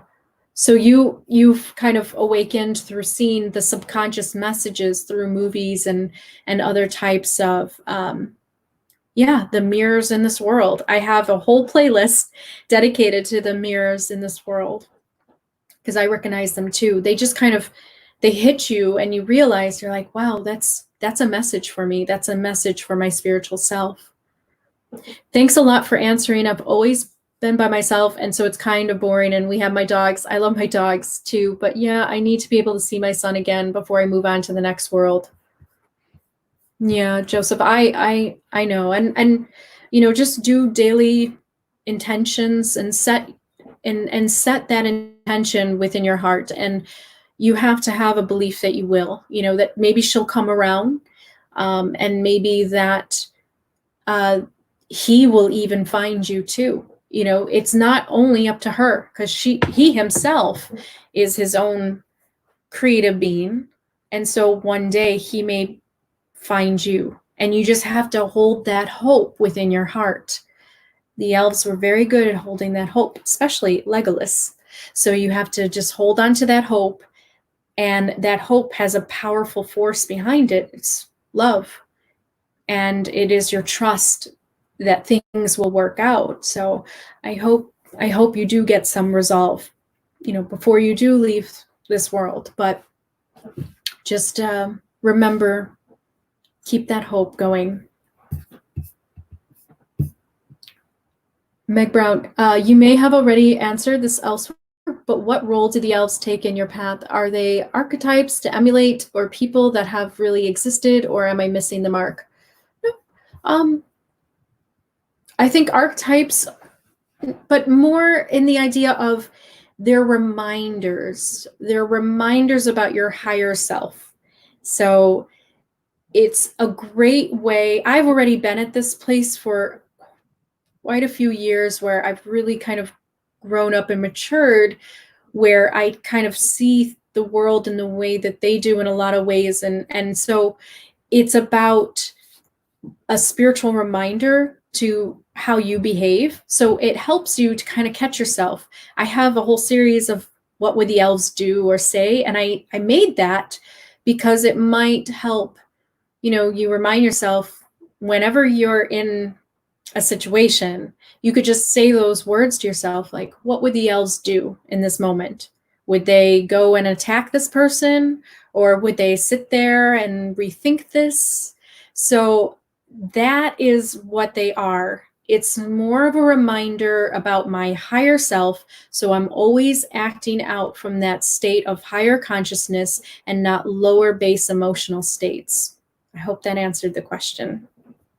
And that's, I think, well, it is. It's actually part of the Elven spiritual path. That's what I teach, and that's what Tia Elda Lieva, the Elven spiritual path, is about. We do not emulate them. We're not trying to be them. This is not cosplay. This is about a reminder, and we like to spread the Elven wisdom as a reminder to others, because how the elves would act is very different than sometimes how you used to act when you were in lower states of consciousness. And you could just see the difference. I see the difference with myself too, when I remembered my true self.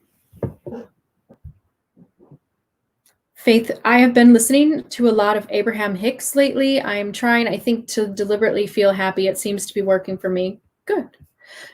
Abraham Hicks, oh, that's a name I have not heard for a long time, but there are some pearls of wisdom. There absolutely are, especially about like the vortex, because that's about the reality that you bring into your existence. So that has a lot to do. I'm pretty sure it's connected to the consciousness chart of David Hawkins, that he developed that.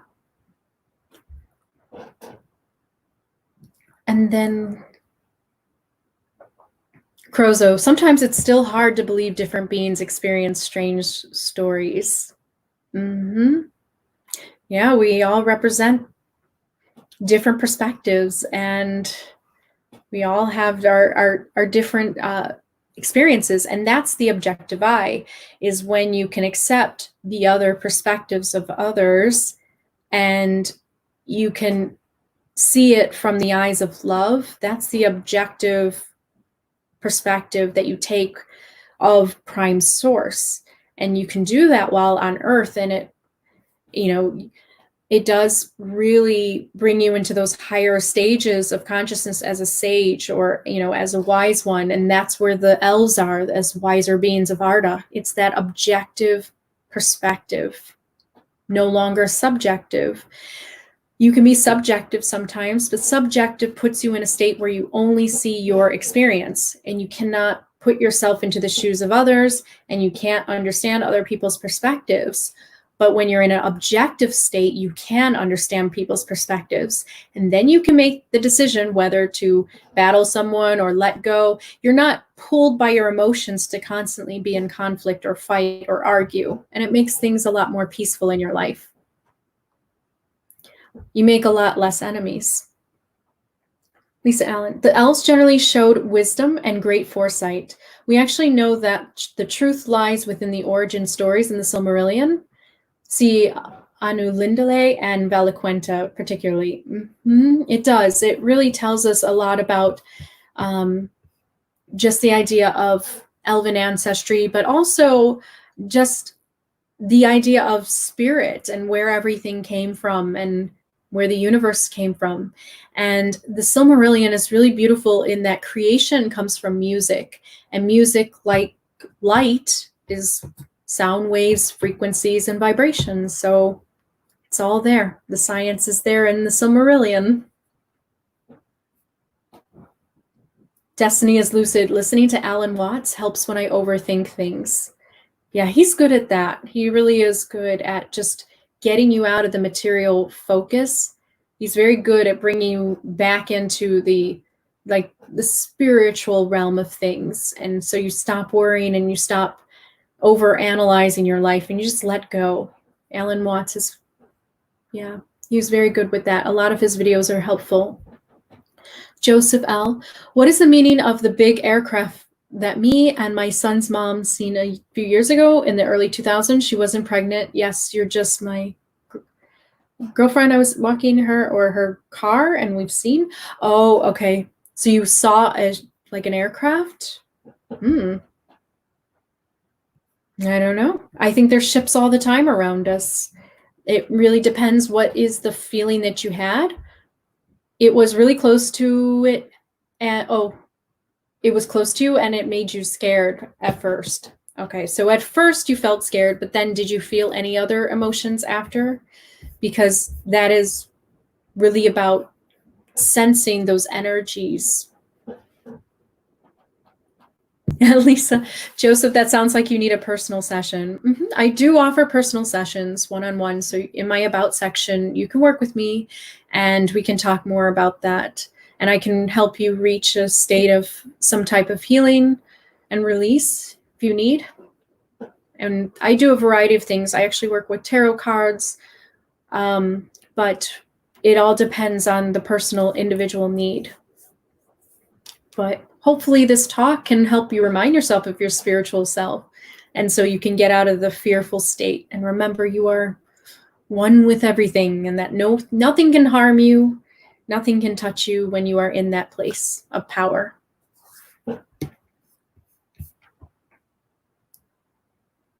And these are really great comments. Melanie, I haven't heard from you.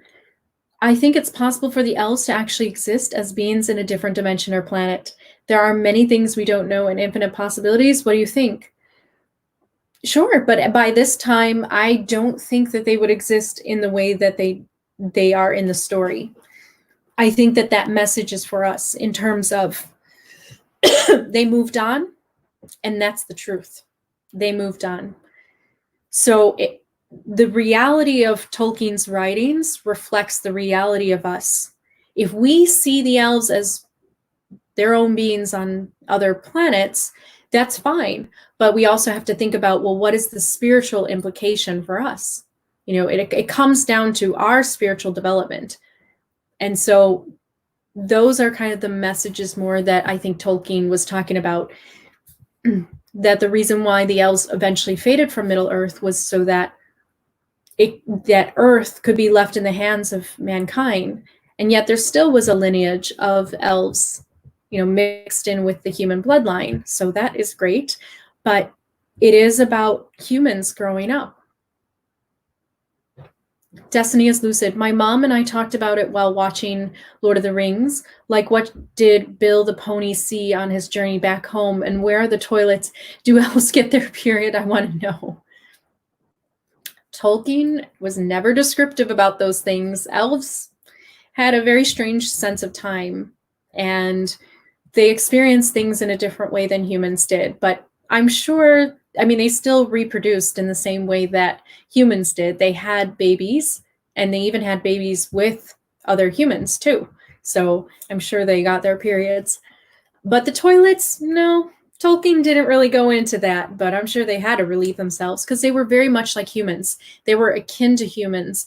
And in fact, in his stories, he doesn't really describe them as really looking different than humans, except for maybe they were a little bit different physically, but they were akin. They were actually very similar to humans.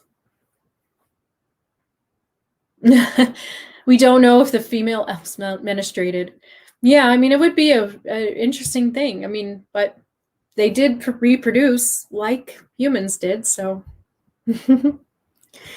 All right. Natalie, do you have any advice for dealing with family members who react badly to your positivity or hope when they see it as unrealistic or naive? Yeah, I do. I do, because I deal with it sometimes. You just have to, laugh at it, or you have to find a way of understanding them, like, okay, and having compassion for where they are. So they're there. What else can you do? All you can do is focus on yourself, and all you can do is really stay within the vibrations of positivity. And when anybody says that that's unrealistic or naive, but that's your perception, that's not mine. And that's my truth, it's not your truth. And that's okay to have that difference. And I think that that's a really great way of being able to, I think, let go of wanting to please others. When you let go of that need to please others and you're just kind of doing your own thing, that's when you feel really free. That's that free spiritedness that enters into your life. And it is wonderful because you are not a slave to anybody in a way where you are dragged down by them and chained by them. And it's a great feeling to feel really free. So you just have to stop caring about what they think, but you have to come at it with love, because if you can understand where they are consciously, and understand that they can't see what you can. They can't understand you at this level, and that's okay. But one day they might, and you just keep on doing you, being you, and you will attract those that are already in your conscious level. You will. Just stay on that path. Destiny is lucid. Like, I know the elves aren't perfect, but I'm just imagining Thranduil sitting on his throne and farting. Like, are elves like people or just humanoid? I mean, they eat, they bathe. Yes, they do. They do all of that. They do. They're akin to human. They're complete. The difference is elves represented art and artifact. Artifacts meaning things that they can create, and art being beauty and magic in a way. They represented having those qualities that represented the qualities that humans have, but humans doubt themselves and they don't believe in themselves. And so elves represent a heightened experience of those qualities of art and artifact, creation and magic. That's what elves represent. And Tolkien in his letters said that they actually represent aspects of humans. So no, it's not like they're in this untouchable place where they're not connected to humans. They are a potentiality of humans once they stop doubting themselves and getting in the way of themselves. Crozo, I'll have to go now. Thank you so much for the answers, and thank you so much for the good, wise chat. Much love. Till the next one. Namarie. I'm glad you had fun. Good. Good. So we just have to all stay in our high vibrational states. Don't let these negative beings mess with you. Keep that love and light in your heart. Keep experiencing love in this universe and all around you. And if things happen where it tries to throw you off a bit, give you that challenge and that obstacle, just move on from it and you will be stronger for it. And eventually you'll get to this place where nothing ever can touch you or harm you. And you are in this powerful state where you are, and you know you are, one with Source, one with all things, in that state of enlightenment. So everyone, thank you so much. I will hopefully see you on Friday with part 2 with crystal healing. I will show you some of the tools that I use for crystal healing and ways to surround yourself with the amplification tools that you need to help you with the higher vibrational states. So everyone, have a wonderful night. I'll see you in a few days.